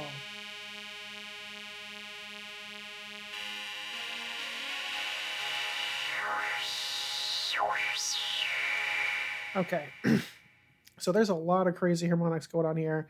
I am going to use a sample and hold filter, I think, on both the on LFO 1 and 2, and I'm also going to do that on the resonance and on filter 1, and it might get a little crazy, but that's kind of how I want things to use. The visualizer is actually, it's not actually a visualizer, believe it or not. That's a stereo field of like what we're listening to. So instead of like, so you have the X, right? So this side is left and that side's right. Somehow, I don't know how, like, all these crazy shapes are being made essentially, and this is kind of just a tool. This is kind of like what you see in combination, I think anyways, that this is what you see in combination of the oscilloscope and this. So the oscilloscope isn't in 3D. If you can't, we can't see sound in 3D, so we have to use these tools to kind of imagine what it would be like. Like, if you could see sound waves, it would flood the entire room and we couldn't see anything else essentially. So we kind of use this on Easy Street to just kind of essentially try to make sense of like what we're actually hearing. So above you with the oscilloscope is kind of like on a 2D plane, and the stereoscope is kind of on a 3D plane, but it's not, it's never 100% like accurate. So this is kind of like X and this is like Y, I guess, and both of them kind of, you could like, I guess you'd have to technically multiply those to get like an actual representation of what it was like. Yeah, I think it's very very close to something like that too. I forget what that's called too. Doing some, oh man, doing something like that on stream would actually be like really really really cool too. I wonder if that, how closely related to that actually is though, but that does intrigue me now that you've mentioned that though.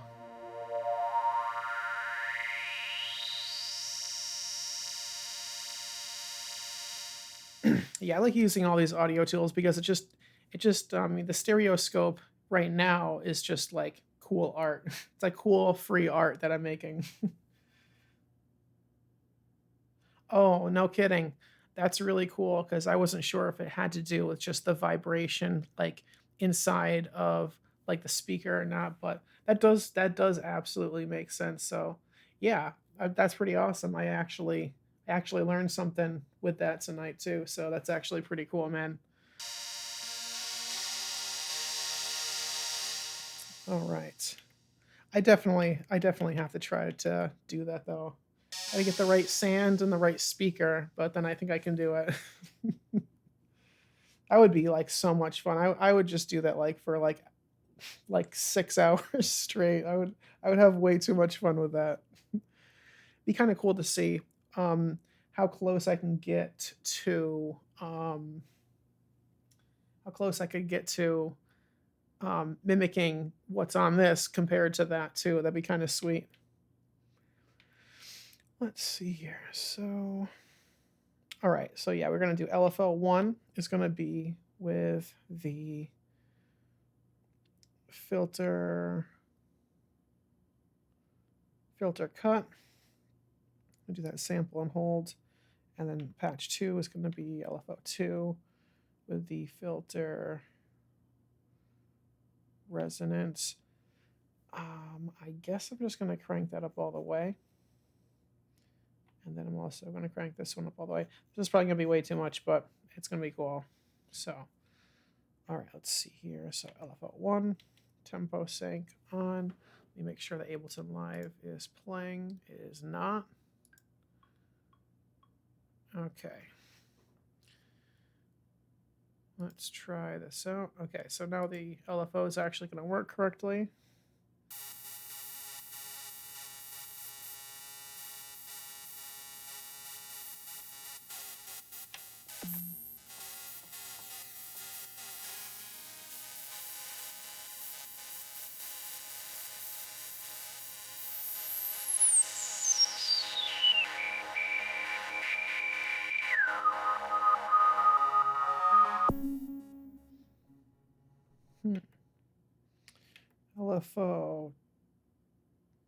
LFO1 is all jacked up.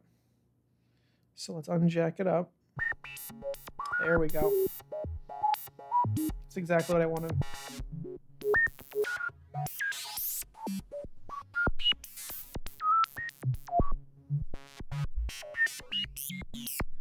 Yeah, okay. So that's going to be sweet. And then we're going to just kind of add that in there too. So let's see here. So for control 1 is going to be the mod depth of control 1 right here. So we have to add that to the patch. Okay. So we're going to add that to... oh, I have to add that to a different source, though. That's okay. I can add that to the envelope. I think there's only 3 envelopes, but that's okay. It's kind of crazy. The Ultranova has 6 envelopes. Oh, crap. My tools. There we go. All right.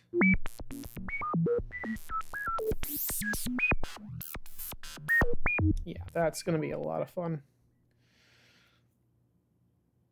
Okay, so LFO. And then I'm going to go to EG1. Then add that to... Oh, I don't know if I can add oscillator control to this guy right here that's controlling the harmonics.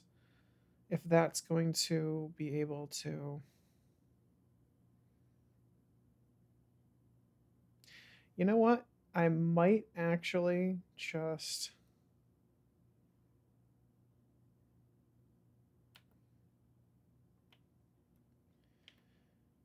might actually just use that on LFO2 instead, just to give it the all. So we have 4 different things randomly going at random points. So the filter, and then the resonance, and then we're also going to have oscillator control 1 and 2.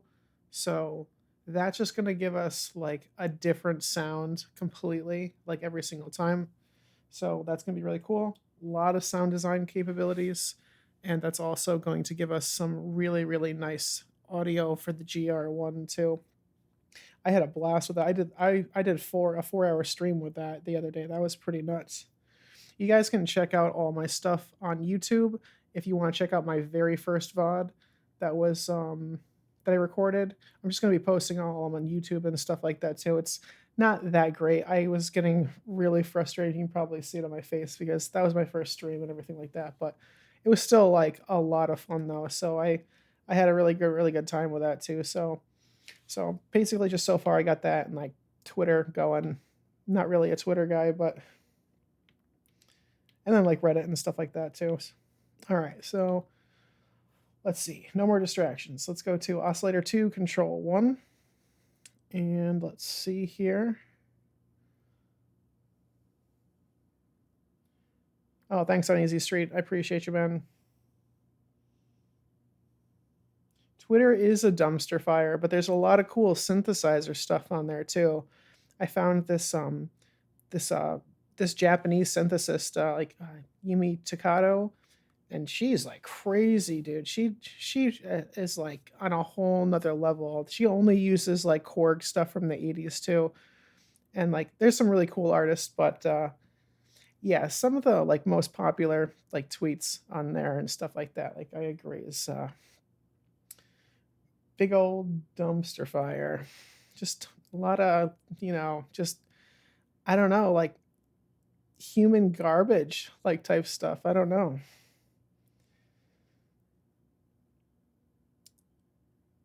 Okay, oscillator. I'm getting way too distracted here. Oscillator. Control 1. Okay, there we go. LFO2. All right.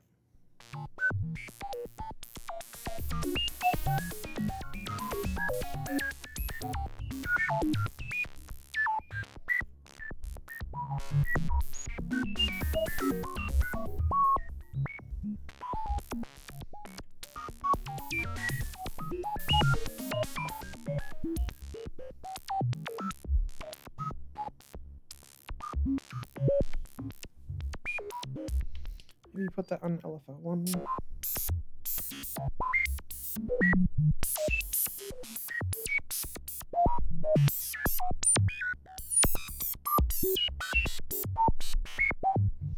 Now let me see. I don't think I can do number 2.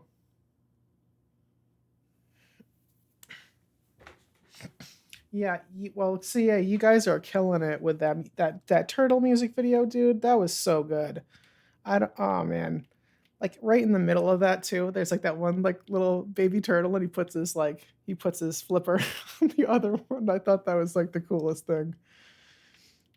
You guys did like such a great job on that. Like I'm not sure who did the singing, if you did the singing on that CI or not, but like that was really good. Like the quality of that was just brilliant. It looks very good, like extremely professionally done. It sounds like you guys live in Los Angeles is what that sounds like. Like you guys have access to a studio or something like that. I think that's what's going on there, because that sounds like something you would expect to hear out of LA.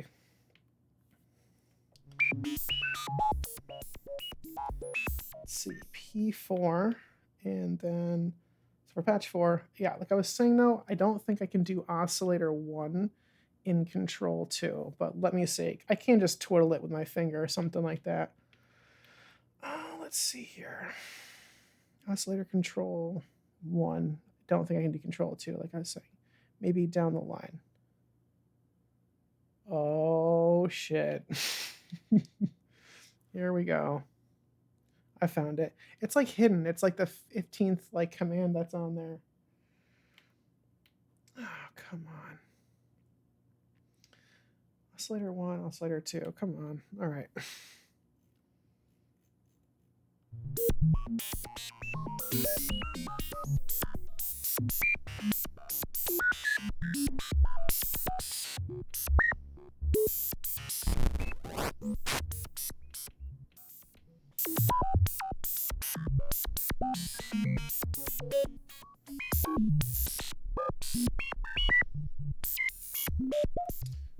Okay, so that's sounding the way I want to. I have everything routed in the way that I want to. Let's see here. Let's see, filter 1 cut is being modulated by LFO1, LFO2. So we got filter cutoff, filter resolution, oscillator control 1, and oscillator control 2. Like kind of all doing its own thing.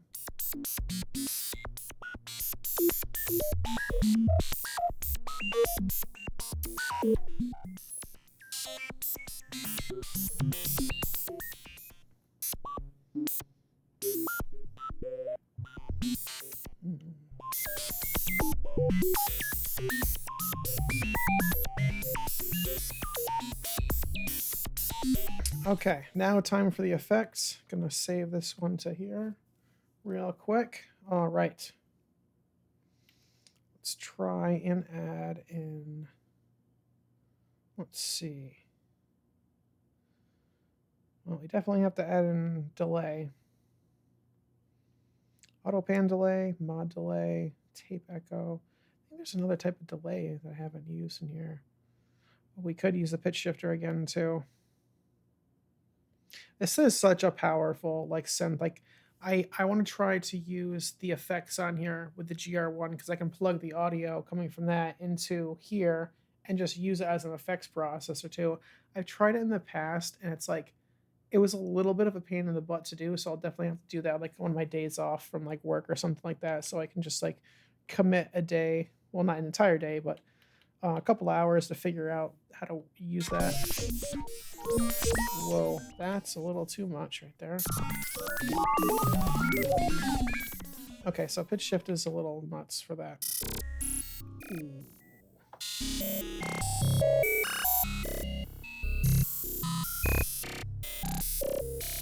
Oh yeah. It's a grain shifter. That sounds really, really good.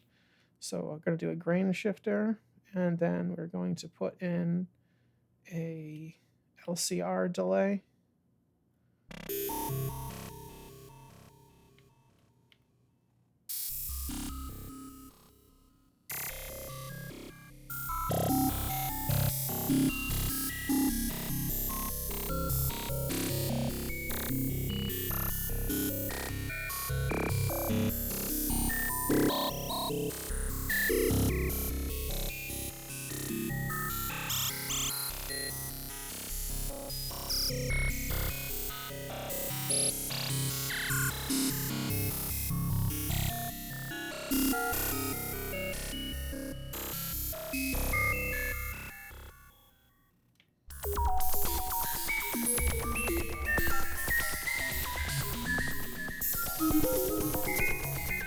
I think I'm also going to turn down the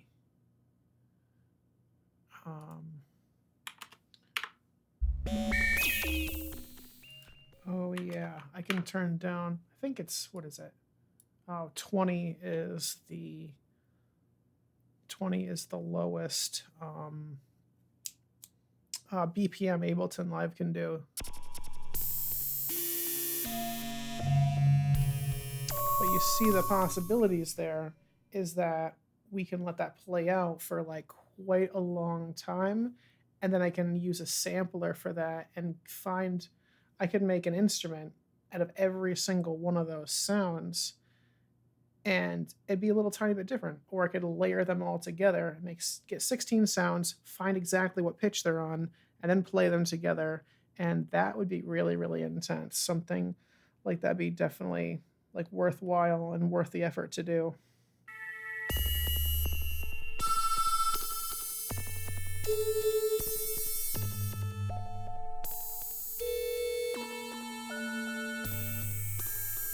Like, it sounds like very, very nonsensical, but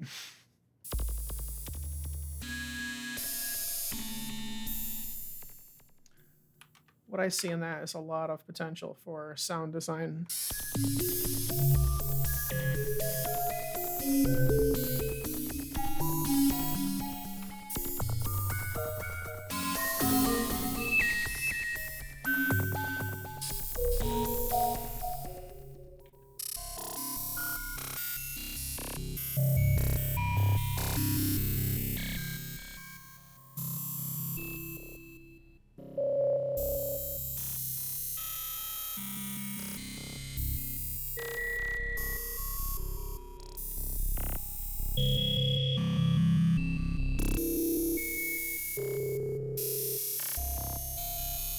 Just gonna let that play out for a little bit.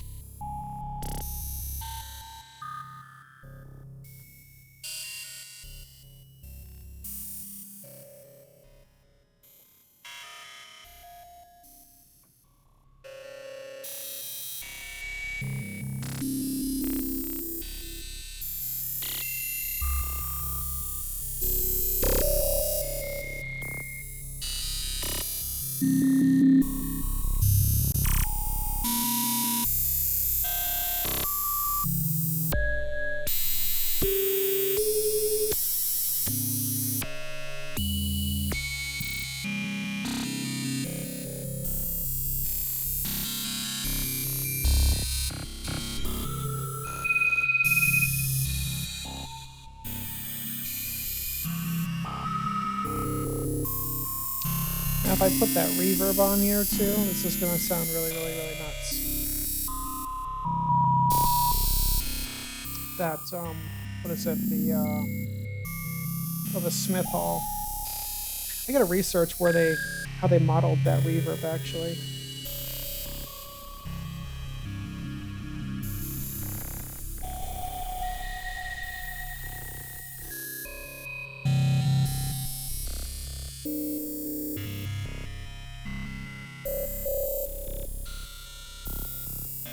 Smith Hall.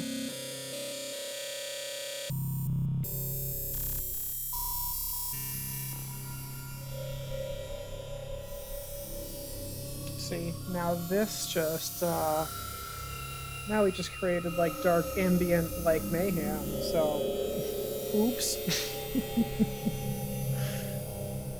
I totally meant to do that though, so definitely no oopsie on that one.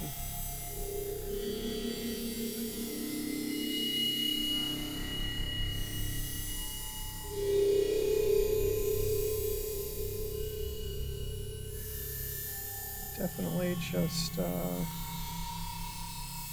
at the LFOs.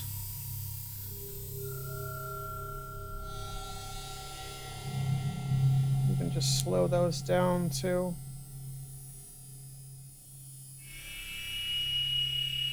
There we go.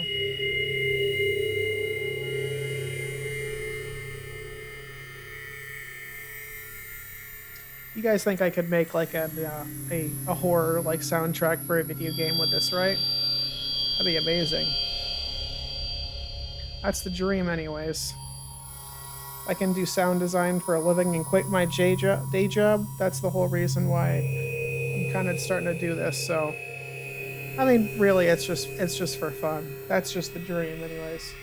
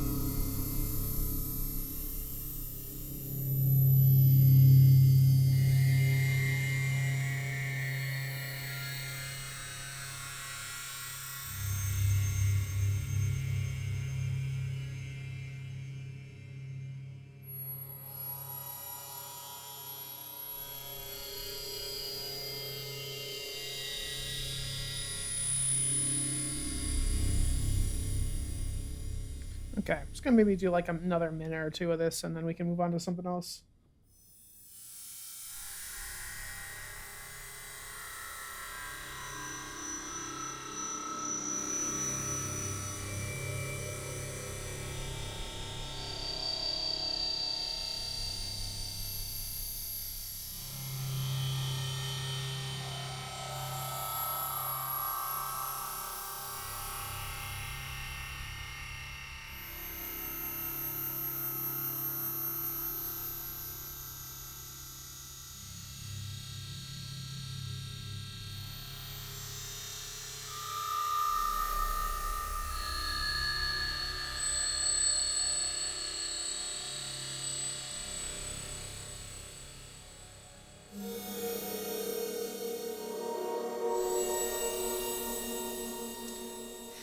I'm also going to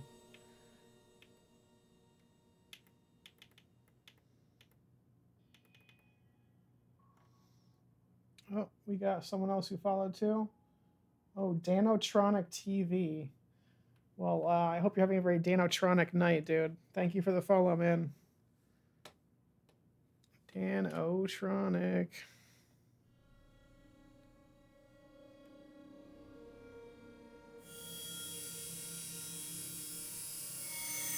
What you got going over on Danotronic TV, dude? Just danning it up, or what you got going on over there?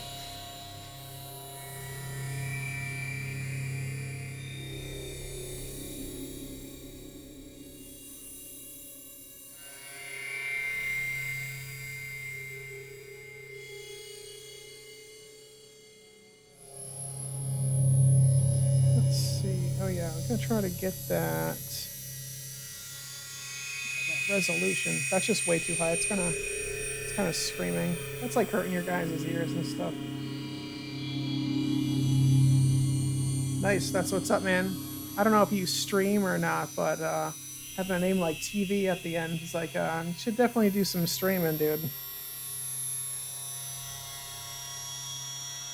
You could just imagine, dude. You could just get like a big ass, like red couch, a microphone, and just be like, "What's up, dude? I'm Dan. Like, what's going on?" That's all you gotta do. You'd have 1,000 followers in 1 month, dude. Have people call in. Like, hello, is this Dan? Yes, it is. How are you? It's like, my name's Phil.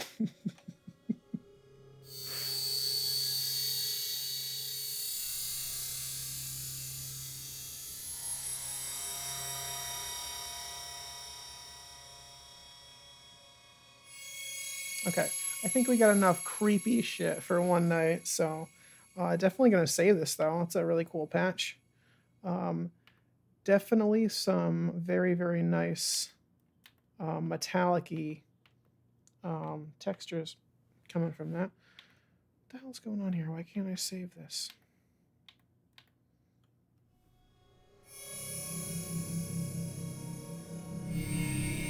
Oh. Oh, come on, dude.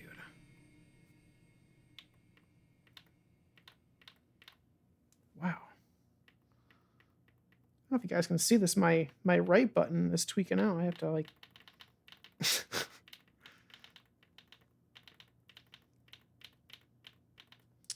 think I got it. Oh, I better have gotten it. I'm going to be pissed. Dude.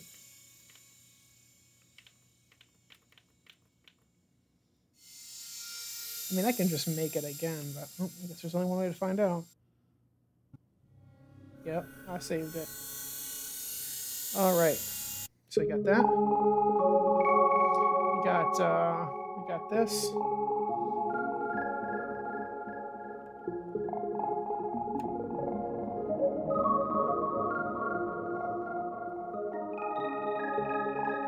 Kind of reminds me of these like this little DK Donkey Kong Super Nintendo like thing that I did the other day. It's like another version of it, kinda. This is the first. Whoa, that's a little loud. This is the first patch I did of the night too.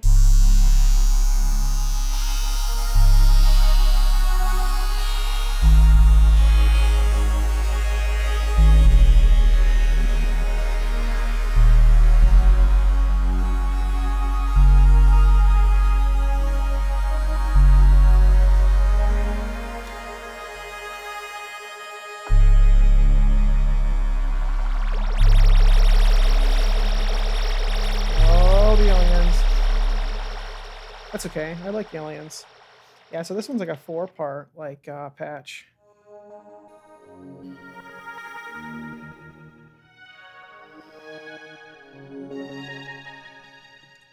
Thank you, Dan.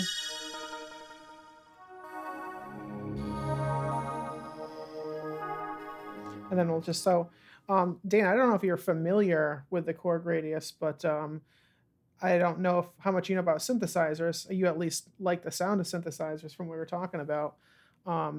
This is multi-timbral, and you can have 4 patches going at the same time. So this is just one patch, and what you heard before was 4 different timbres. So as I add these in, you're kind of hearing the second layer that I added in there too. And I did this all tonight, like on the fly. You know, I did this from an init patch too. So this is what we do here.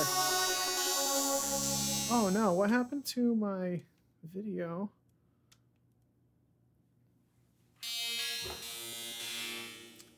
Oh, I think my phone died. Dang, I didn't plug my phone in and then it died. And now I don't have a camera. But yeah, then I have the third patch. Oh, and it's cool because you can only hear it like on this like small portion of this. Oh, I forgot my camera's dead, but only on the lower octaves can you hear the bass.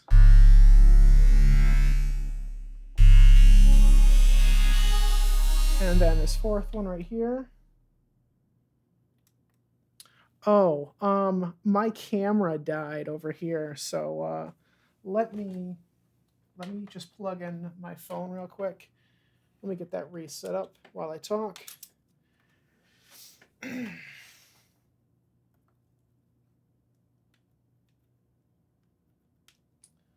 It's the Korg Radius. You'll see in 1 minute. See, my phone's dead, so I gotta plug that bad boy in. Oh, well, that'll take a minute. You'll just have to take my word for it, Dan, for now. But it's gonna have to charge a little bit. But oh, I mean, I guess I could move my my webcam, but I'd have to redo the autofocus and stuff. Yeah, just give me a minute, bro. I got you.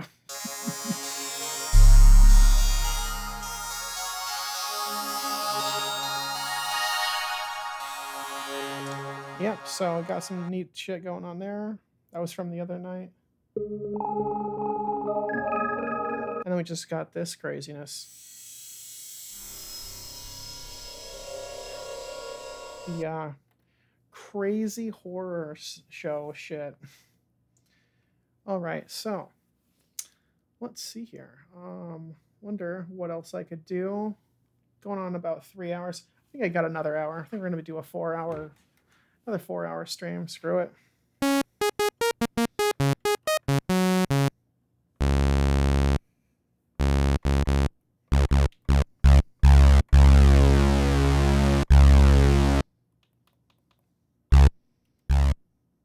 Oops. See how much detune we can get out of this.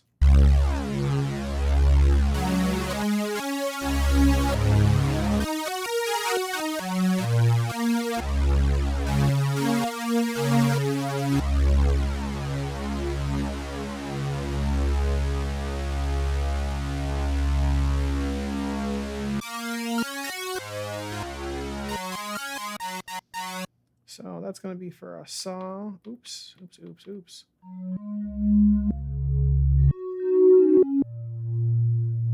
Oh man, that oscilloscope looks nuts too. Or the it's like a really nice, like, pure bass tone right there. So for everyone wearing headphones, that's what's going on inside your head right now. Just for a visual representation of that. My phone is at 1%. I think I can try it.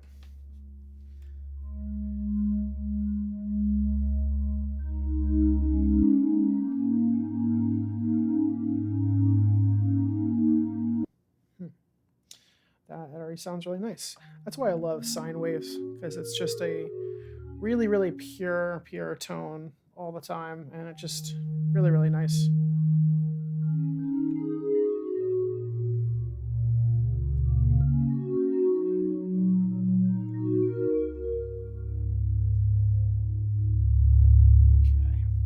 Gonna let that battery percentage get up there, and then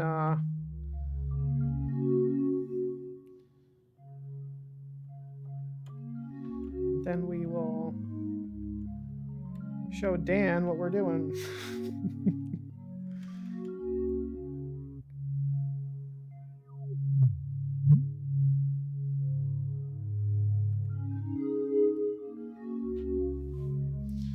Okay.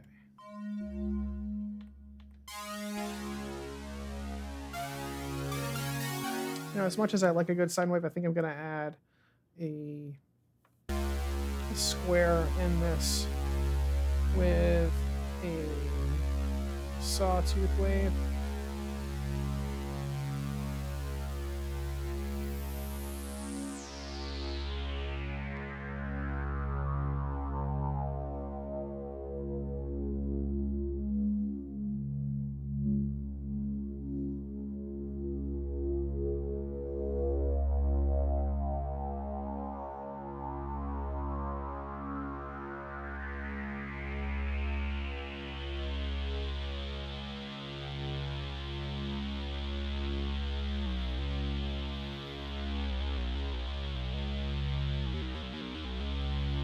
Okay.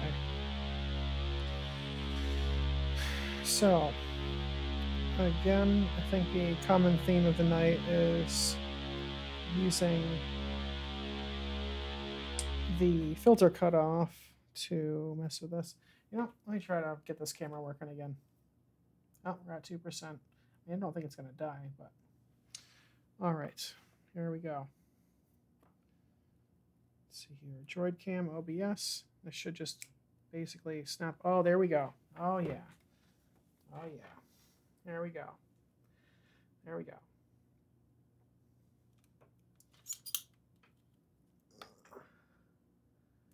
Uh-oh.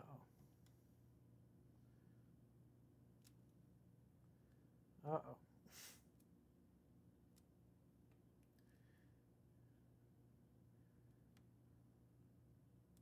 Oh.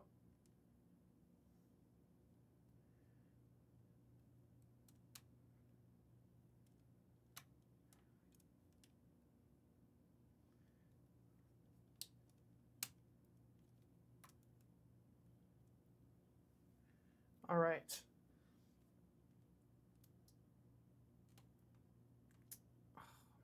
I should have invested in a different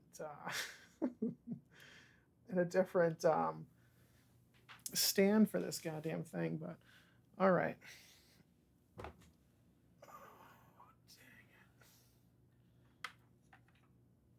All right, there we go. Now the wire is out of the way. There we go.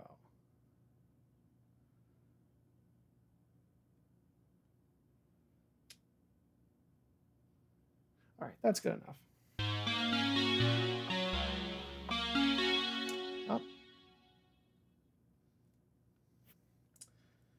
Son. Okay. It's a little crooked, but all right.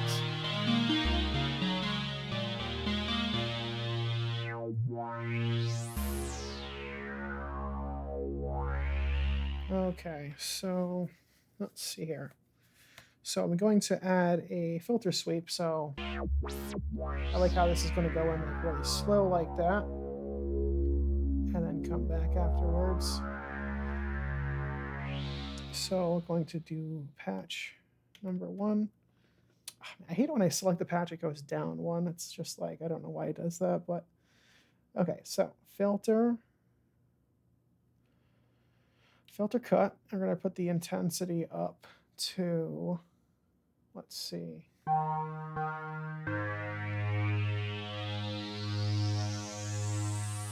Oh yeah, I got to put to LFO 2 because they're it's a little dubsteppy, and I don't like that kind of sounds, so we're not going to be doing that. Oops.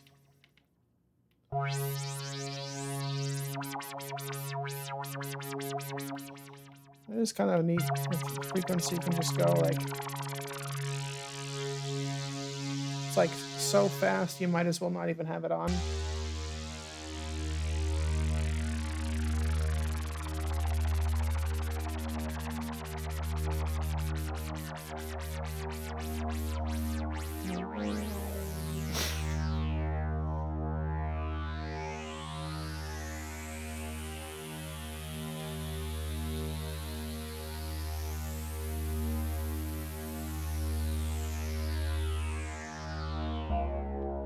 Okay, so instead of doing that, we're going to go down to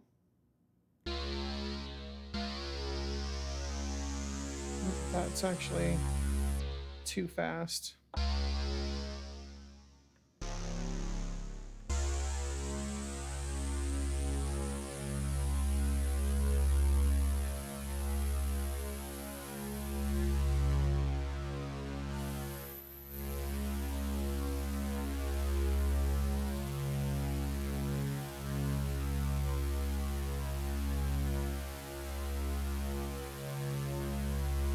It's not going down the range that I want it to, so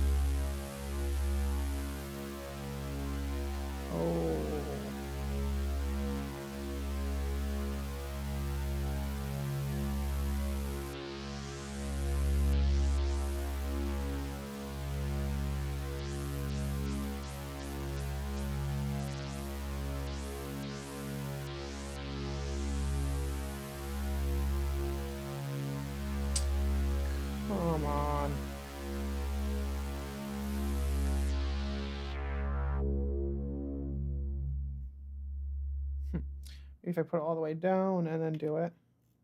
I just want a brain fart or like senior moment or something like that.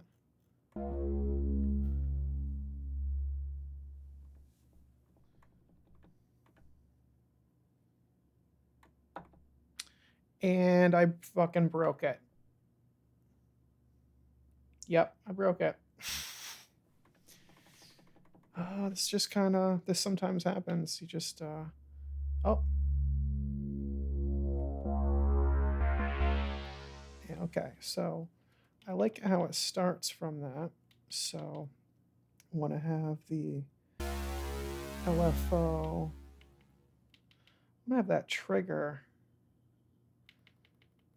I don't know how to select like re-trigger from this though.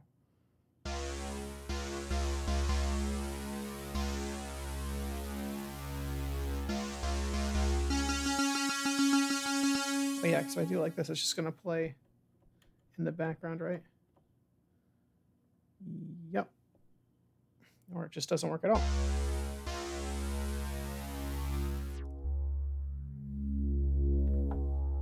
Yeah, because then that plays from the position that I want to.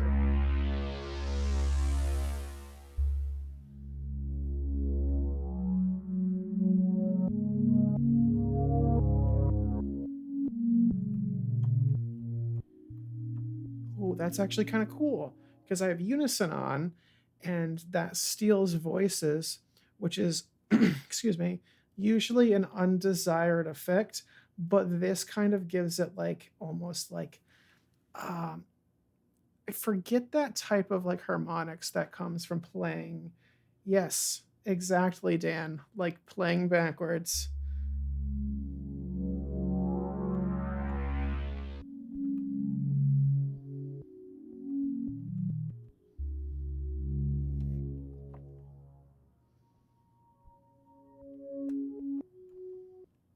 Hmm.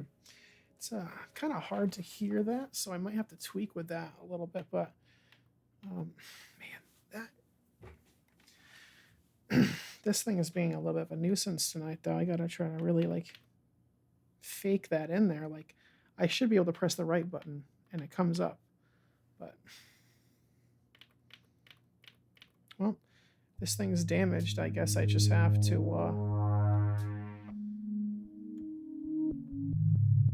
Oh no, it's working fine. If it's damaged, it's just gotta send it to the synth shop. You know what I mean? You know what I'm saying? It's gotta send it over to the synth shop. At the synth shop, they take all these little screws out of there, and they take off all the knobs, and they get their little like their little fucking soldering iron and try to fix it for me. I don't know what they actually do, but I know they at least take off the screws. So.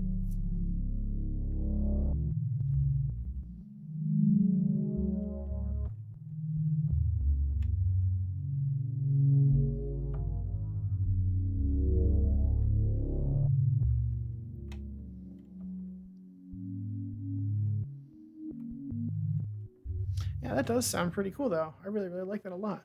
So I'm going to try to see if I can put the drive up on this, too.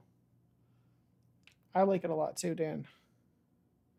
I think that I can put some more distortion on this guy, too, and try to get that to essentially, because it's really quiet, but I don't really necessarily.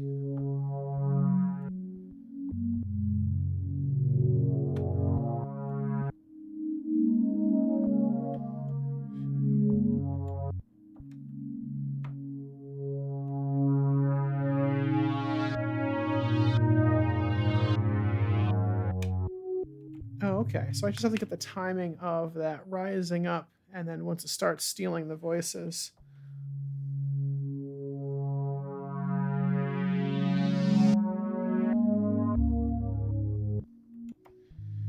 Okay. Okay, so I haven't even put any effects on here either, so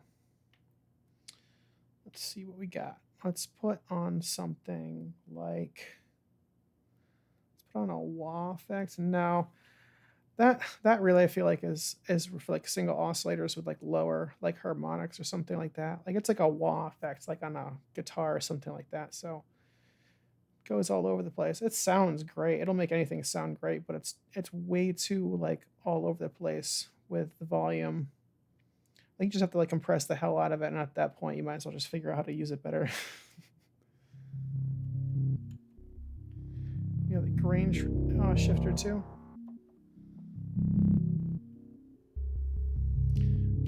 This also sounds nice, but it kind of just makes everything sound like that effect. Like no matter what you do, you can make like the richest or the most simplest sound, and I feel like it just turns it into this, which it sounds great, but oh right, that's because it's 100% wet.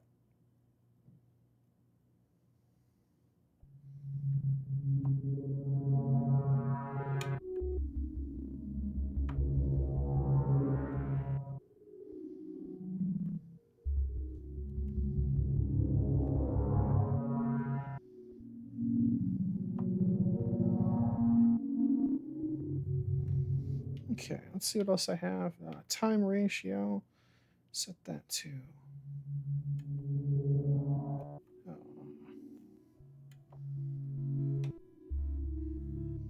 Oh yeah, let me set that to 100% just so I can. Oh, I killed my stereoscope. God damn it! I hate it when I do that.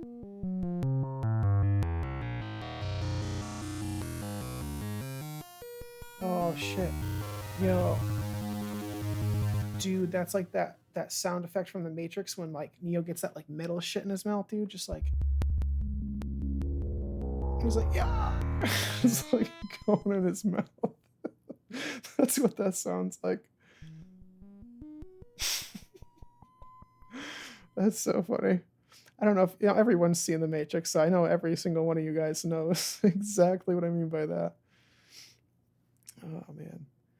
One thing that I found out in it was like before that movie came out in the movie theater when I was a kid, they had the making behind those sound effects, and they showed the Chemical Brothers helping make that sound effect, and I just thought that was the coolest thing, and that was like one of my like influences to like being a sound designer when I was like I was probably like 12 or 13 years old or something like that.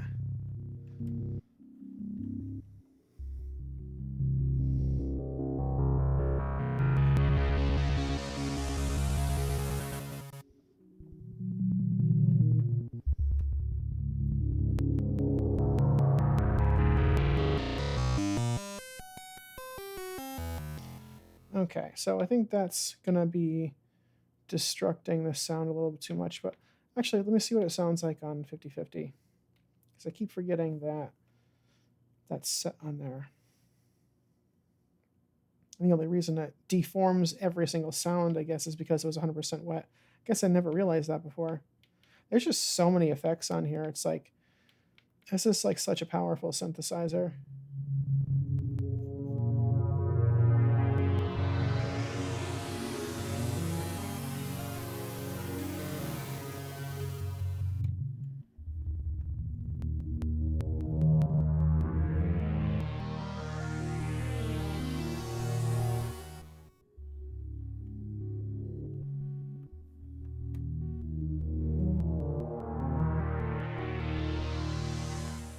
Hmm.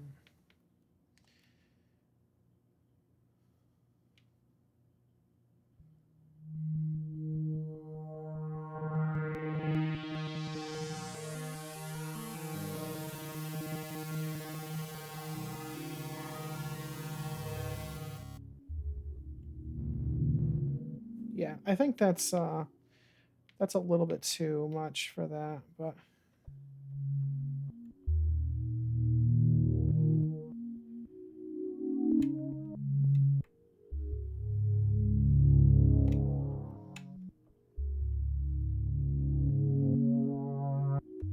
yeah, that is really awesome though, man. I'm like on a pretty decent streak tonight.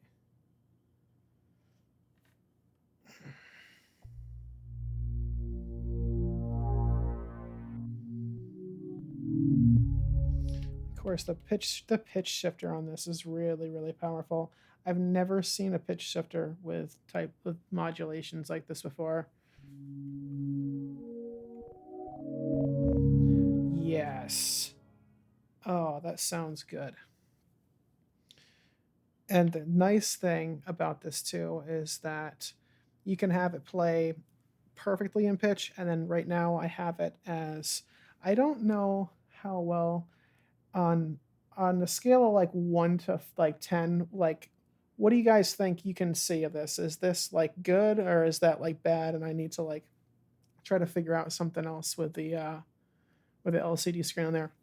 I have to like squint like really, really hard when I'm looking at OBS, but I also don't have a full screen too, so.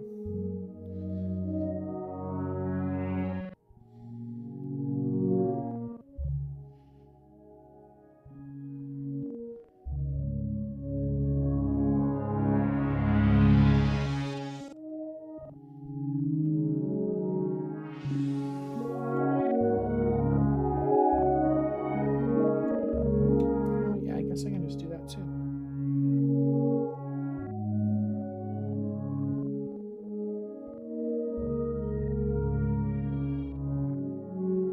Oh, that's awesome.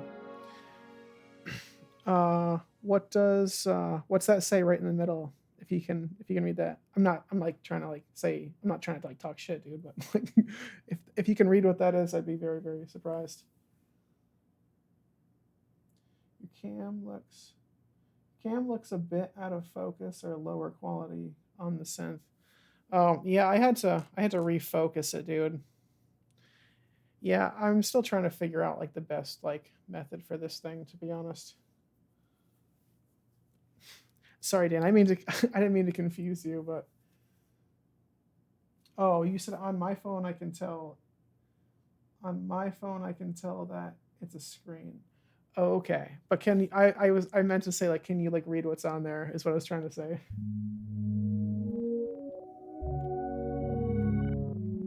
Yeah. Okay. Okay. That's what I thought. Because it's like it's hard to see like on my end.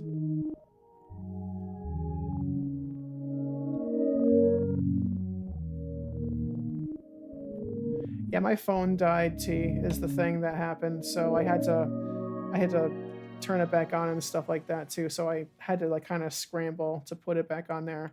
I'm not sure if that's how it was like that before too or not, but it's already kind of hard to see anyways because it's not like a full screen like representation of it though.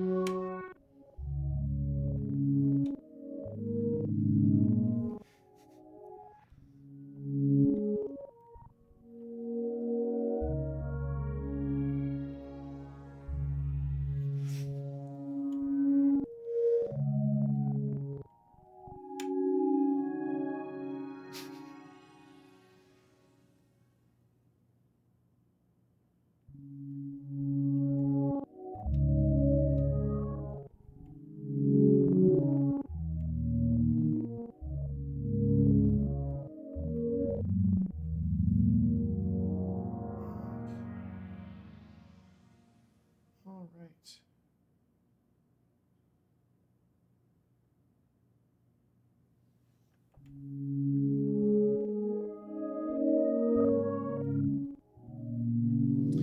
All right. Yeah, this is definitely a good ass patch too. Don't know why I have to try to fake this damn thing out. It's like I press the right button and it just flashes real quick and it goes boop and I can't get it. So I gotta go like this real quick in like unison. Whatever. I just got it, so. All right.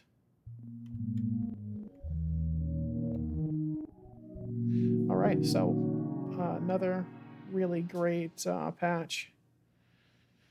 How many is that tonight? 1, 2, 3. 1, 2, 3. Oh, I can't count. 1, 2, 3, 4. So I got 4. I think I'll do like one more.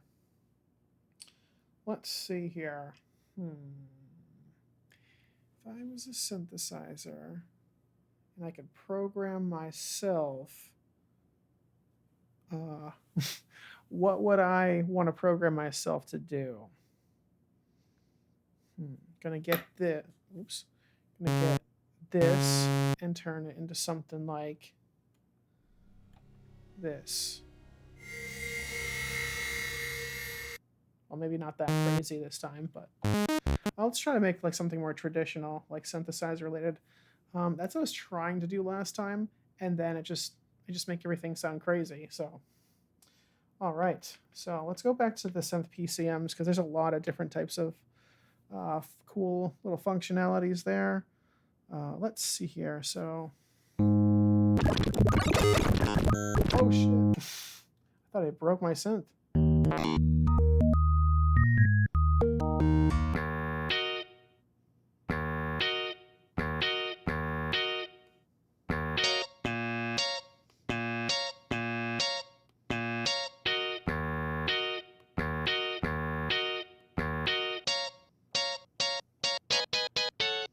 Okay. Let me try to see if I can actually figure out how to use this guitar chord. Because it's just like such a weird, quirky thing. It has its own.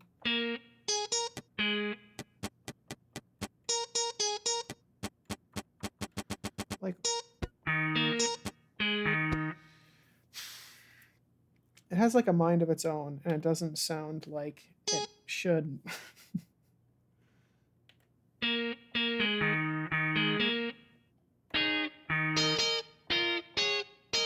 Like, I can't even tell. Like.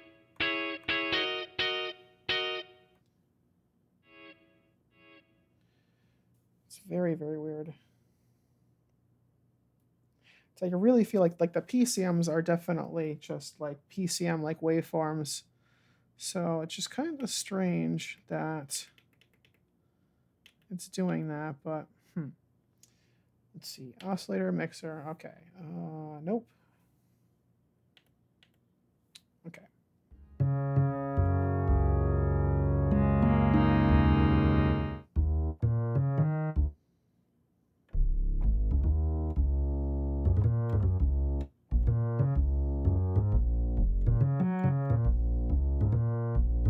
It even has the pluck in there for that bass too. That's really, really nice.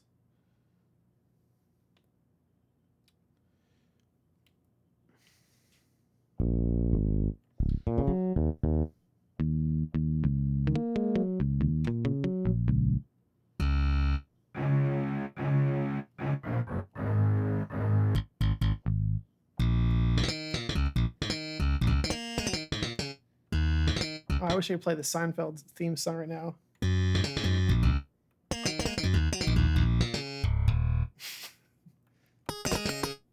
Let me see if I can put this in mono. This might actually be really fun to play with mono. Let's see here. So go to voice unison, turn to poly. Oh, that did not sound the way I wanted it to. Okay.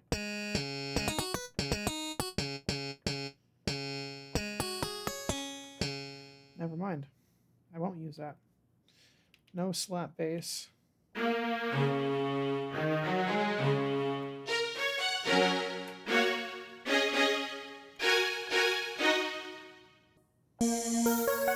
That's the one I started off with. Okay,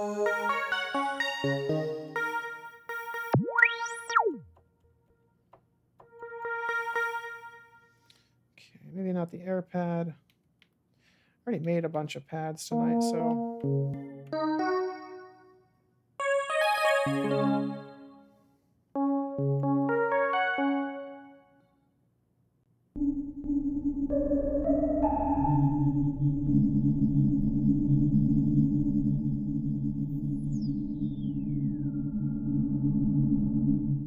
No.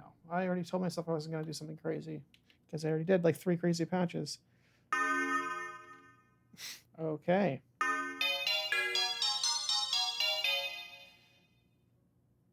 That definitely like sounds like that oscillator sounds really, really familiar too.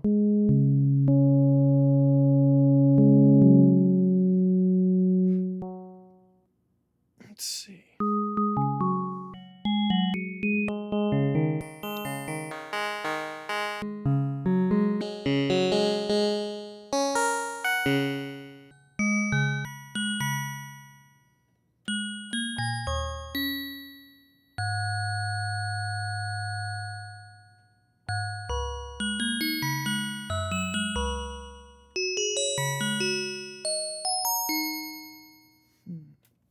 Yeah, maybe try out.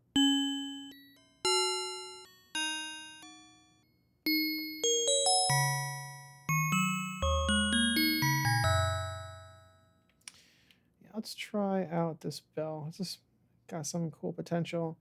Let's put in some chorus.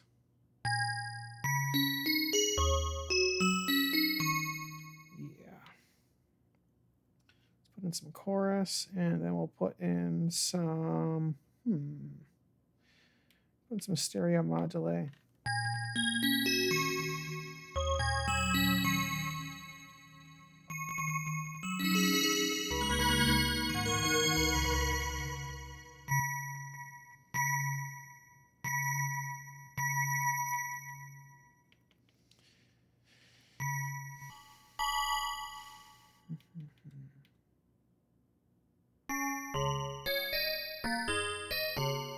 Yeah, I gotta get more into ring mods and stuff like that too. Those are really hard to I guess for me to get how to use.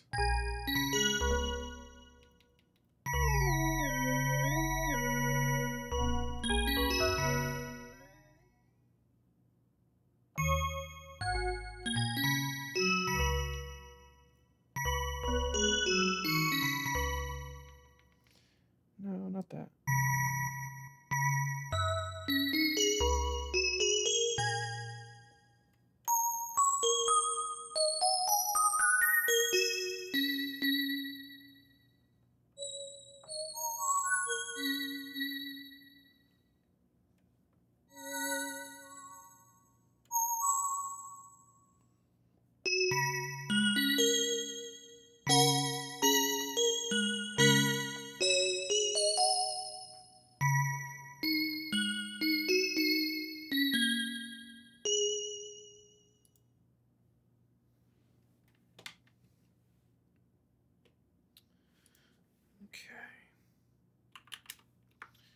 Back to 120. All right, let's see here.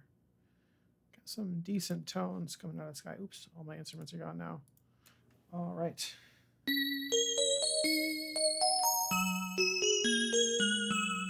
Oh, dang, TA. I think I scared everybody away. Well, I got some other people in here too, so.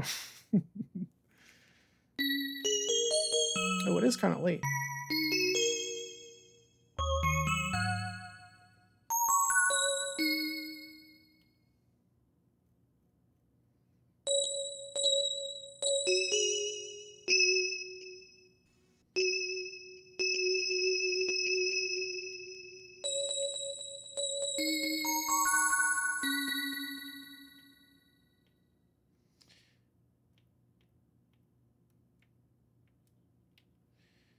Let me get in that reverb. Oh man, I never used it. I still never used any Ableton Live effects. I think I was thinking like halfway through that it just might be like too much, because like I don't want to rely on the patch integrity being something that I have to use Ableton Live devices for, because I don't want to compromise like the whole point of me making patches is so that I can recall them at any point. But I have to remember that I used that, and I'd have to recall that set, and then I wouldn't be it would be compatible with other ones, but I might go down the line and be like, if I rely on all these effects, it's like, what was I thinking with this, and just delete it and then go back to it later or something like that, and might screw everything up.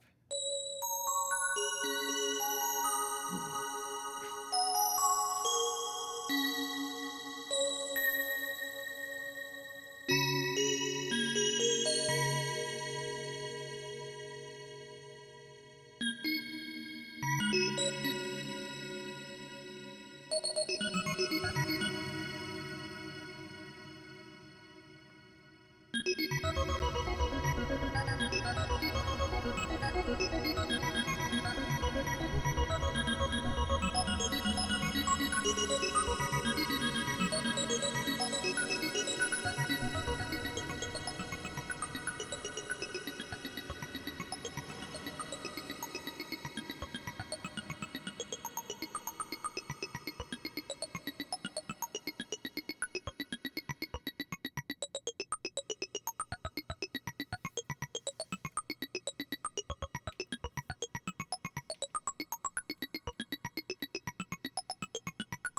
we go. So let's just try to add in a sine wave on this too.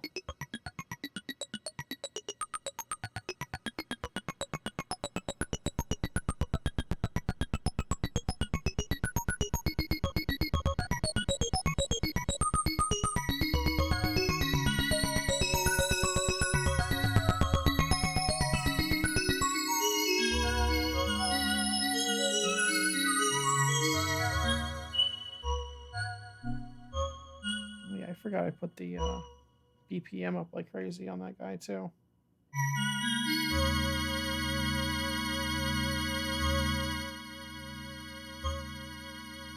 Oops. This is kind of a boring sound. I'm just gonna restart this one. Nope. See you later, Bill. You're really, really boring.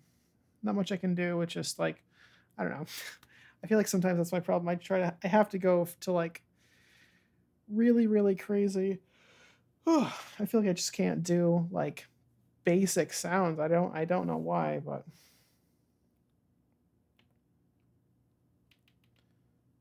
all right, let's go. Let's try and I haven't used the drum mode on this yet, but I don't really want to either. It's not like they sound great. They're great samples that are in it. It's just like not that great. It's to program. It's a nightmare. So I think I was already talking about that too. Oh dang.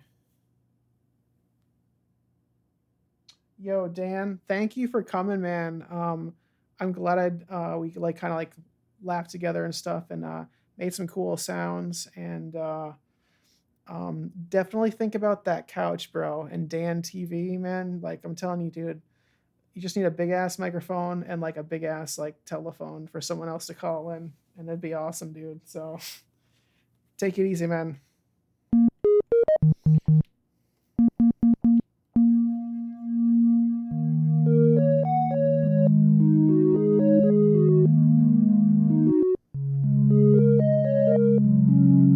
Hmm. I thought like once upon a time ago, I found a way to have this like have like a reverser like effect on this. I thought it was from pitch delay. Could be wrong, or from the pitch effect. Let me just try that shit out because I could have sworn I had that because that's like one of my favorite sounds. It's just reversing stuff. Like I'll just do like these like massive like ambient like layers and then it sounds amazing and then you sometimes you can reverse something and it sounds exactly the same, but I love it when you reverse it and it's just like, when did I make that? It's like I'll go back into like one of my, I don't know, 20,000 or 10,000, 20,000 plus like if times I've hit the record button. It's probably more than that. I wonder if there's a way that I can find out how many times I've actually hit record, like a record button on a cell in Ableton Live. That'd be pretty funny. I think it's more than 20,000 times. That doesn't mean I have 20,000 like amazing samples to put in music either, but sometimes it's like, oh shit, I hit that wrong button. It would be kind of funny if someone made a Max for Live device that could like somehow figure that out or something. That would be interesting for sure. Yeah, so pitch shifter can't reverse it. I thought there was a way that I could do that, but mode slow, fast, no. Raz. Maybe it was in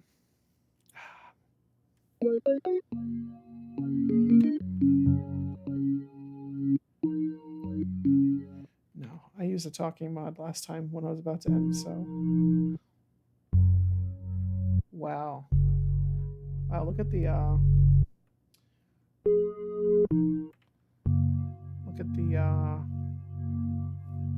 stereoscope. This is crazy. So the rotary speaker. See, because sometimes it's hard to visualize when you have a crazy stereo panning effect. Here, let me just restart that again one more time and go to here. Go to that rotary effect. Yeah, here we go. Oh.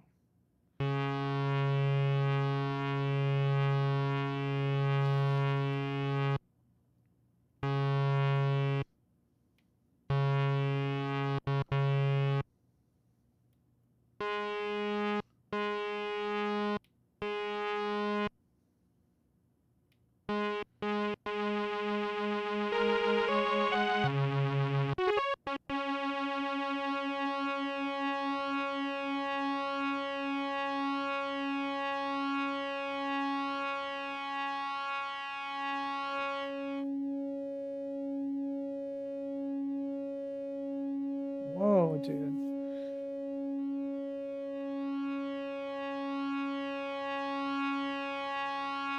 I don't even know like how that's like modeled.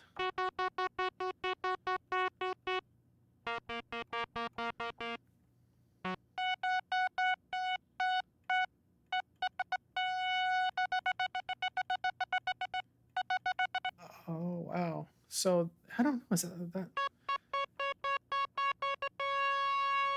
it's not exactly like 3D panning or something like that.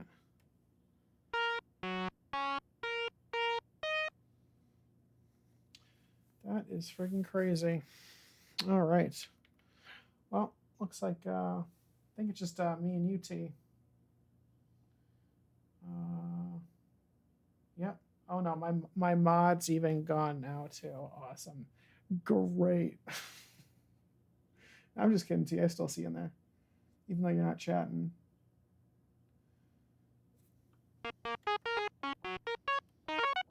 Yo, dude, I was thinking maybe you could do some shout outs to my YouTube channel and stuff like that when we get more people in here sometimes. Like if we got like 5 or more people, just like shout it out once or something like that. I think that'd be kind of fun to do. I mean, not like 38 followers, dude. That's awesome, man.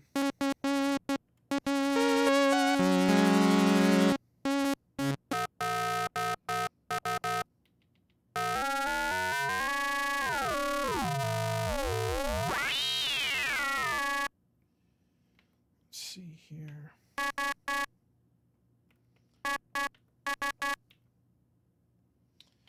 Nope. Okay. All right. So you can tell I'm getting really tired because I can't really focus on anything, but I got 20 more minutes.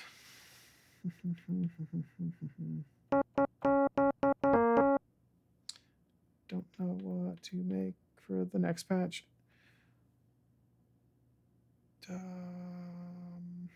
I'll just do some waveform folding.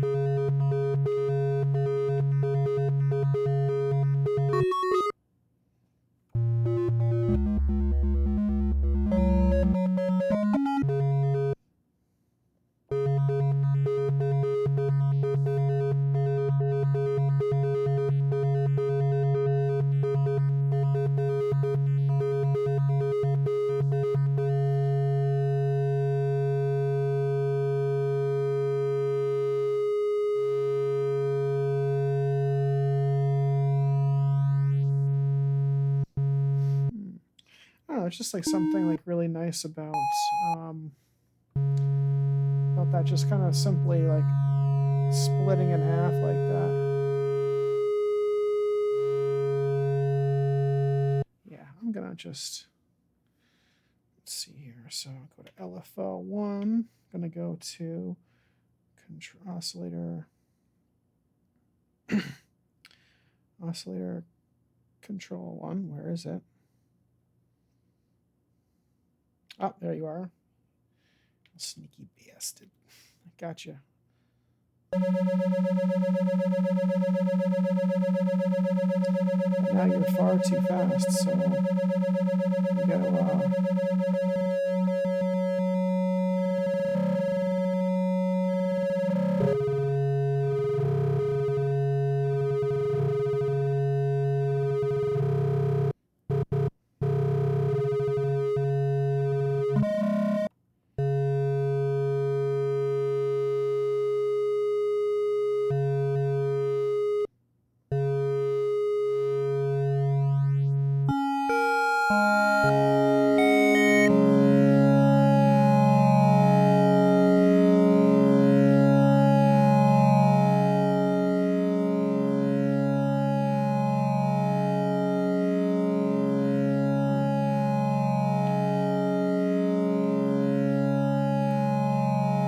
that is really great potential.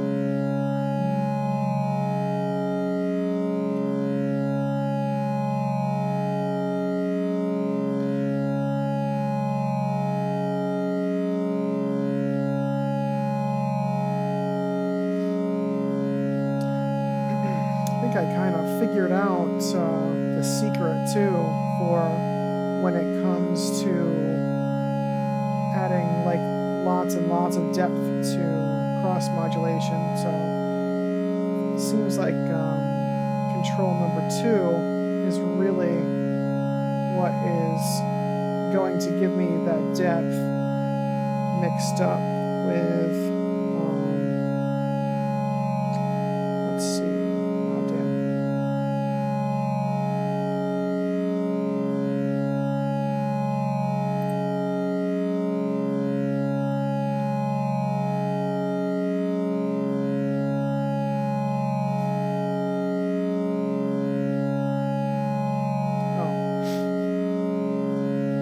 that was a huge space out. Anyways, like I was saying, there's 4 different keys being played, and before it was kind of hard to get like this richness, but then I found out that, like, I kind of already knew this, but the key sync per voice is going to play, because no matter how many keys you do, they're all going to be, all the pitches are going to be the same, but now it's like it's phasing in and out like multiple different layers. So that's kind of what's giving it that really, really, really nice like richness and stuff like that. So I'm just gonna let this play out for a couple more bars. Let's see.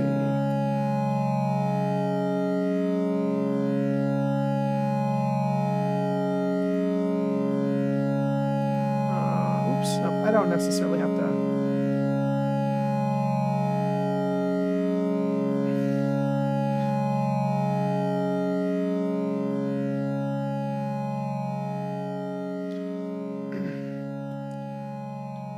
One thing I have to remember too is to just pull the release totally forward to have a really nice fade out like that too.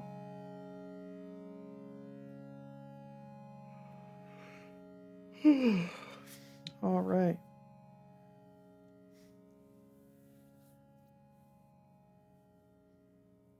Okay.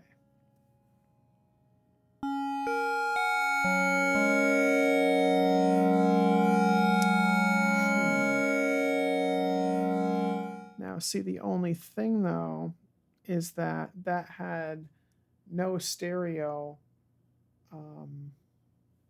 no stereo output. So let me just try unison.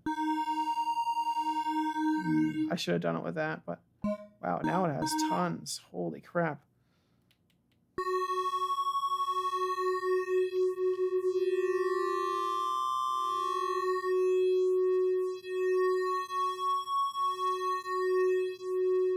I love how you can just really dial in that spread.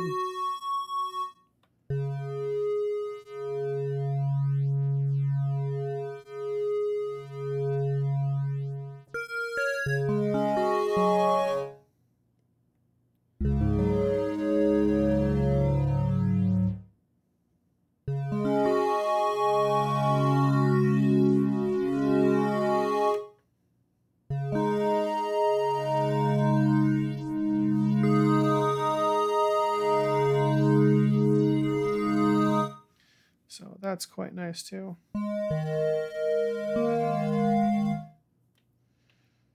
Let's see, let me add some effects to this too, because I don't know, man. Sometimes it's just like the non-perfect pitch is going to give you the non-perfect pitch, or what you think is not going to work when it comes to using some of these effects, is just like the best choice. It's very, very cool. It's very weird, and it's kind of stupid, but hey, whatever. That's I'm not saying sounds stupid. I take that back.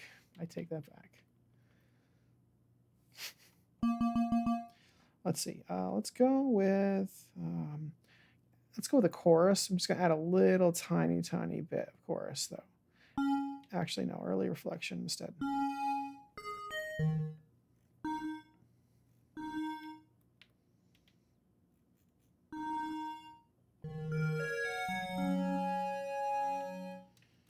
Notice that early reflection plus reverb always works really nicely too.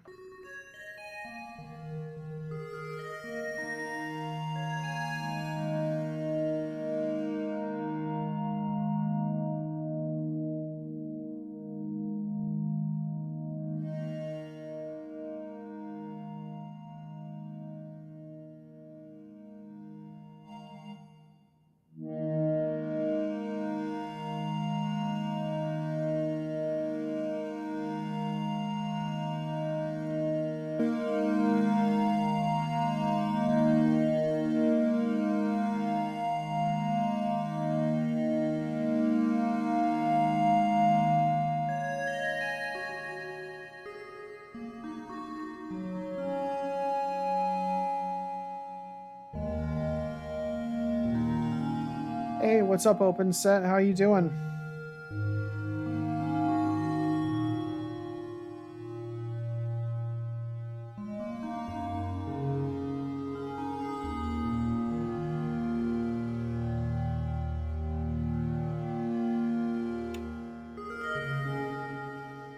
Okay, this one's kind of sounding one of my earlier patches too. So just turn off the effects for now.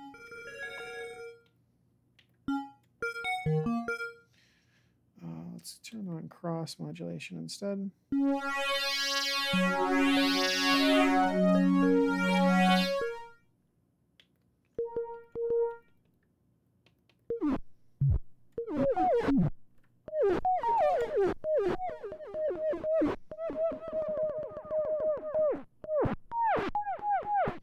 Not sure what that's supposed to be, but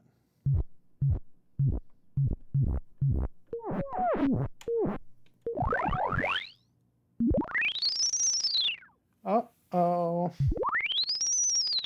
I think I just created something really cool by accident.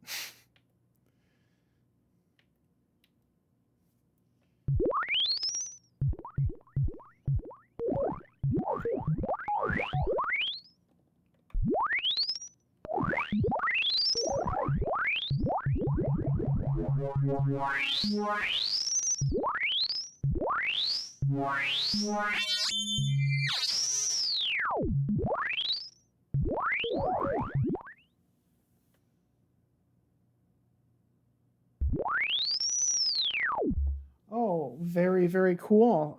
What kind of synthesizers are you into? I'm kind of into like a lot of digital hardware. I have like two VA synths. I have the Vector synthesizer that I'll be doing stuff on tomorrow, and the GR one, which is granular. So um, that's pretty much what I use. I like to use ones that have like massive like sound potential, or sound design potential anyways. Like I don't know, I don't like basic synths and stuff like that. I'm not like quite skilled enough to get into modular too. Sub 37, that's awesome. Nice. Mini Brute 2 also looks pretty cool too. Yeah, sub 37 too.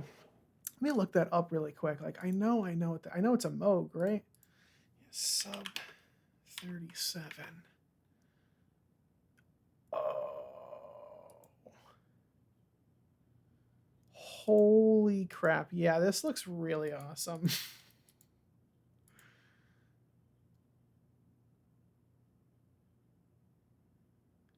It's a paraphonic analog synthesizer. Oh, that's pretty cool, actually. Ah, that looks so beautiful too. I still have yet to own a Moog synth. Um, Tell me the advantages to paraphonic. I don't think that I've ever.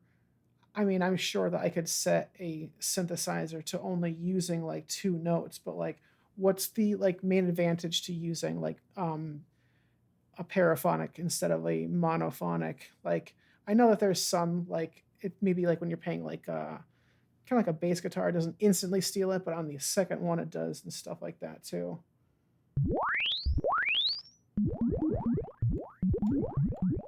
Oh, very cool.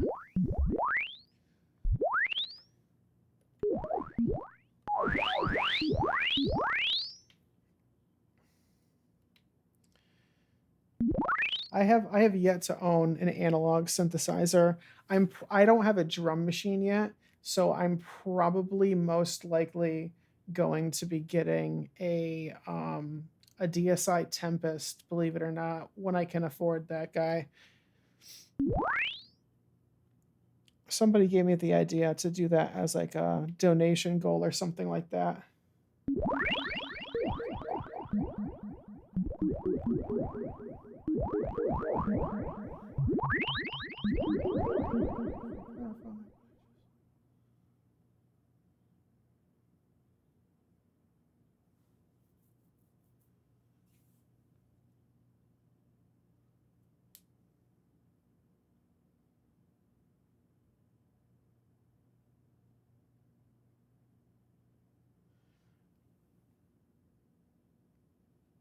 Just a decent bagpipe style emulation. That's pretty cool.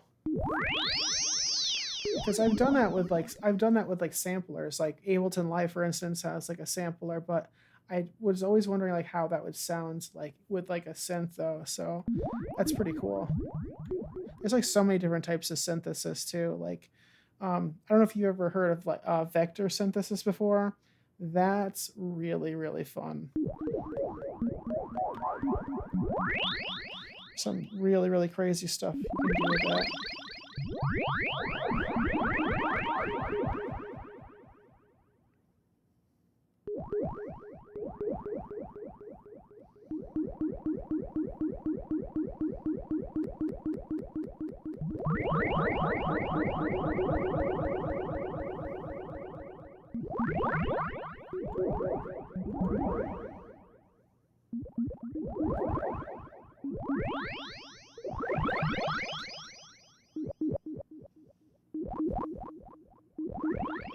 The Animu. That sounds pretty cool too.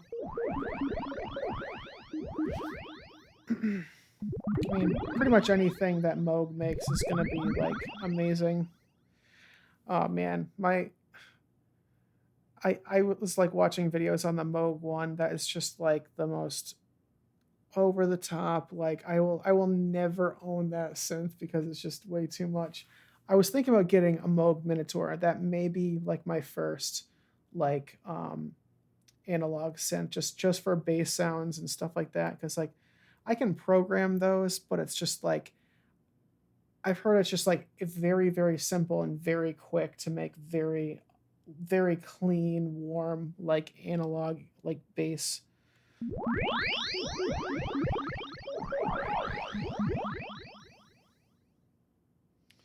Oh, would I put a compressor on there? I did not mean to do that.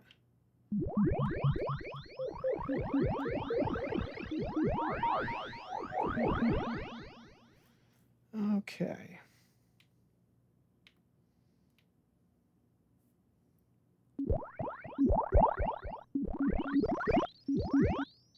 Yeah, the Korg Radius does a pretty damn good job at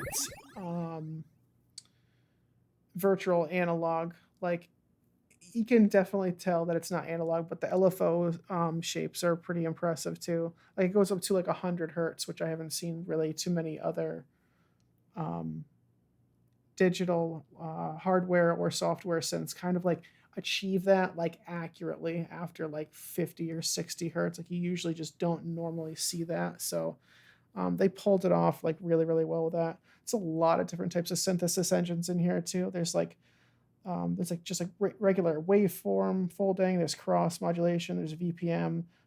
There's this really amazing stackable unison.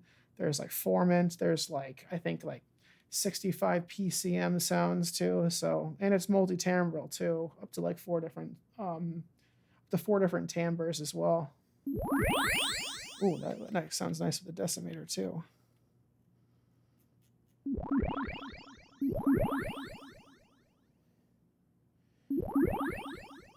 Okay, so that with this, and I'm going to put the pitch effect on here too. This also has a very good way of accurately displaying like a very close version of like analog effects too. Oh wow.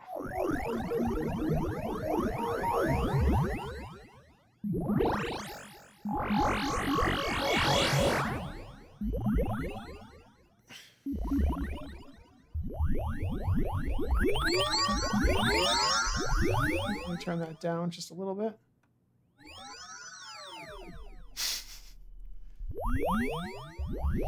I'm like going like totally space cadet on this shit.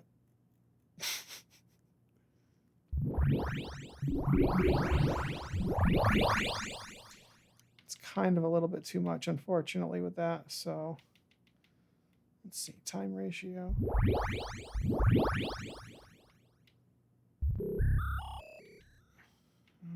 Let's see. No.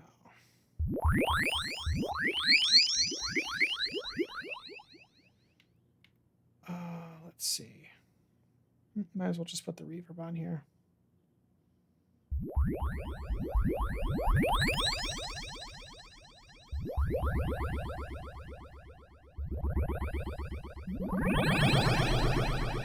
Wow.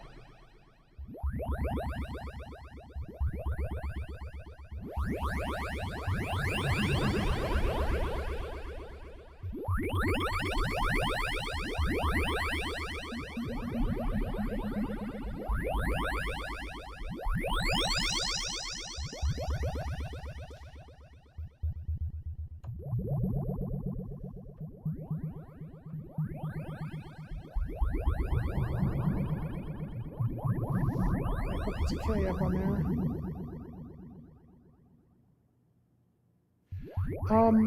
So I came across this like, I mean, probably like maybe I first heard about it like 15 years ago or something like that. I think this came out when I was in like high school actually. And I forget who I saw using it before like anyone else. Um, I forget exactly who it was now, but I've just known about this for like a long time. And I was like, oh man, I have to get one of these. And then went discontinued, and the price like skyrocketed to like $3,000 for a little bit. It's like that happened. It got discontinued, and then people like Taylor Swift. That's like actually, which is really funny. That's her favorite synthesizer, and it's really hilarious because of that skyrocketed, made not just because of that, but because of other people too. So like anyways, I first heard of it like 15 years ago, and then I basically just for a long time I was like, I really want this synthesizer. I was like trying to just look for like the best value for my money, basically. Like it says like multi-modeling technology, which is just all the different types of virtual analog types. I wanted analog, but this is a very, very good alternative to that until you can learn this more and then maybe get into analog and then maybe like modular or something like that too. It's kind of how I was with my Novation Ultranova 2, which is also a virtual analog or VA synth 2 as well. So it took me a long time to get the synths I want because I like do like massive amounts of like research and stuff like that. Like I'm the kind of person who just makes all their own patches too. Like the first thing I do, I don't listen to any of the patches at all, which is maybe a little controversial or something to that degree. I just delete all the patches and just do like a straight init patch just to make my own sounds, because I really don't feel like a lot of people will say, "Oh, the patches will tell you exactly what the synth can do. That's all. That's like basically what it can do." It's like, no, it's not, because you can get this synth and give it to 100 people and tell them to make a song, even the same genre, or even like 5 people or whatever, and they're all going to make completely different music, and it's going to be completely different no matter what. You could even sell someone like, hey, you can only use a sine wave in combination with a triangle wave and make a patch with that. It's going to sound different with dozens of people doing the same exact thing. So I just think it's more fun to make your own sounds, even if it's just something crazy and like weird and random like this. Like, I'll find something to do with this.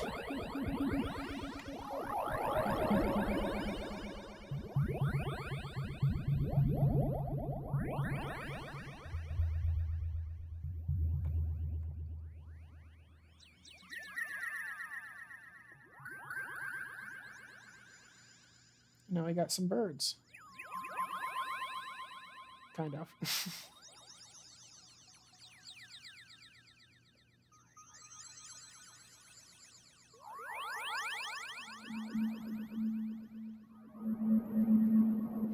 Oh, this might sound nice with the comb filter. That's one thing I'm trying to learn a little bit more too, is comb filter.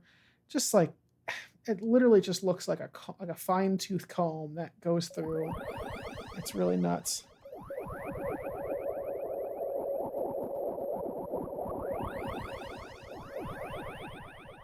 Let's see, do we parallel? Individual. Oh.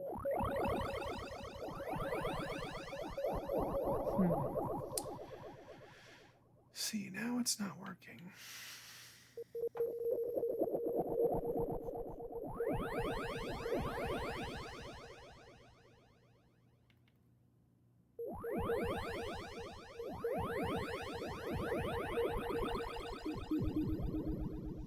Oh yeah, I can link those too. I totally forgot.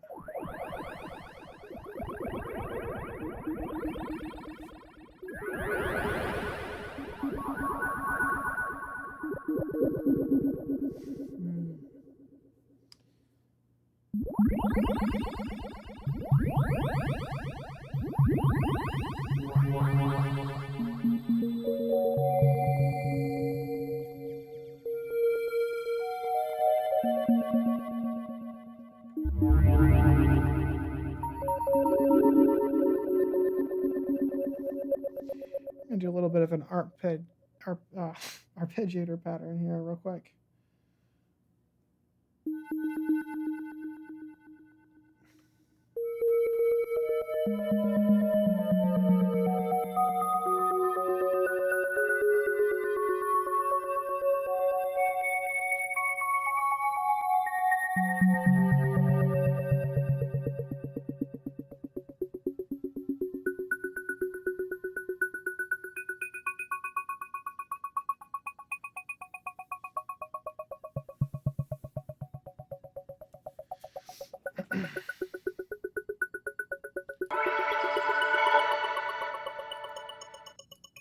Whoops. Oh, I have a good amount of stuff recorded for tonight, though.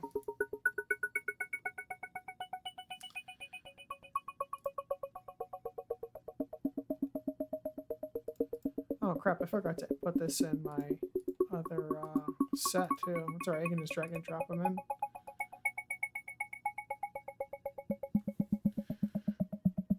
Alright. Let's see here.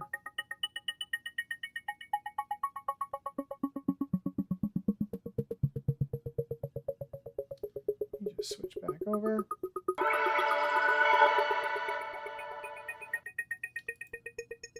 There we go.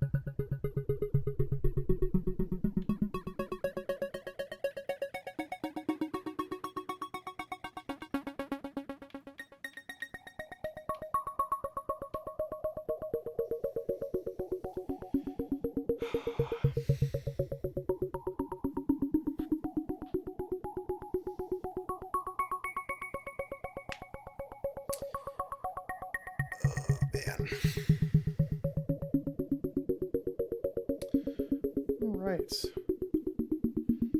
I do think I am gonna unfortunately wrap up for the night, but if OpenSet, you want to check out my stream tomorrow at like 8 p.m. Eastern, I will go over vector synthesis with you if you want to, even if it's just to like hang out with that or something like that.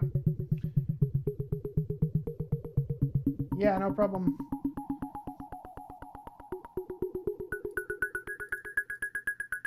Yeah, make sure to give me a follow so you get a notification if I go like live tomorrow, and I can show you what vector synthesis is all about too. And like you don't have to get that. That's like a hardware version of it too. Like if you ever wanted to like try to like use vector synthesis for yourself, it's really fun. And there's like plenty of like free things that you can like use for like VSTs and stuff like that, just to kind of like wrap your head around it and stuff like that. It's a lot of fun. It's really unique. Really, it's like a sound designer's like dream, like synthesizer, pretty much. So, all right, everybody, I am going to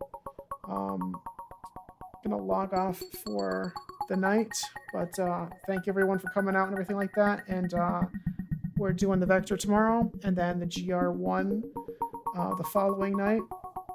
And then on Friday, I'm going to be getting all of the sounds that I've recorded. I've been recording all the sound design I've done from all the synthesizers, and we're going to be using Ableton Live to essentially create sampler patches using this audio, manipulating it, doing things like that, making a bunch of cool instruments like that too. And then on Saturday and Sunday, I'm getting all of that, all the patches, all the audio, and going to arrange that into a song and stuff like that. And that's actually going to be going into the RPM challenge too. So I'm coming out with my first publicly released EP through this too as well. So it's going to be a lot of fun. I had a really good week last week. I'm having a really good week this week too. I'm having a blast. Oh nice. You did follow me from the Shrimp Guild. Awesome. Very cool. GSG has been just so awesome and stuff like that too. Huge thanks to like Drone Hands and stuff like that too. Their crew and their Discord over there too. They're really good guys and stuff like that too. It's a lot easier to network with people than I thought it was going to be on here too, to find people with like similar interests and stuff too. So it's been really awesome. So I unfortunately have to go, everybody, but I will catch you guys tomorrow at 8 p.m. EST.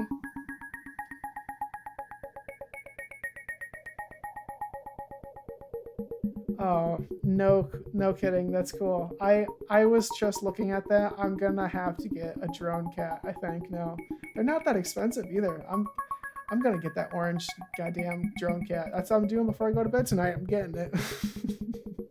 Totally have to get that.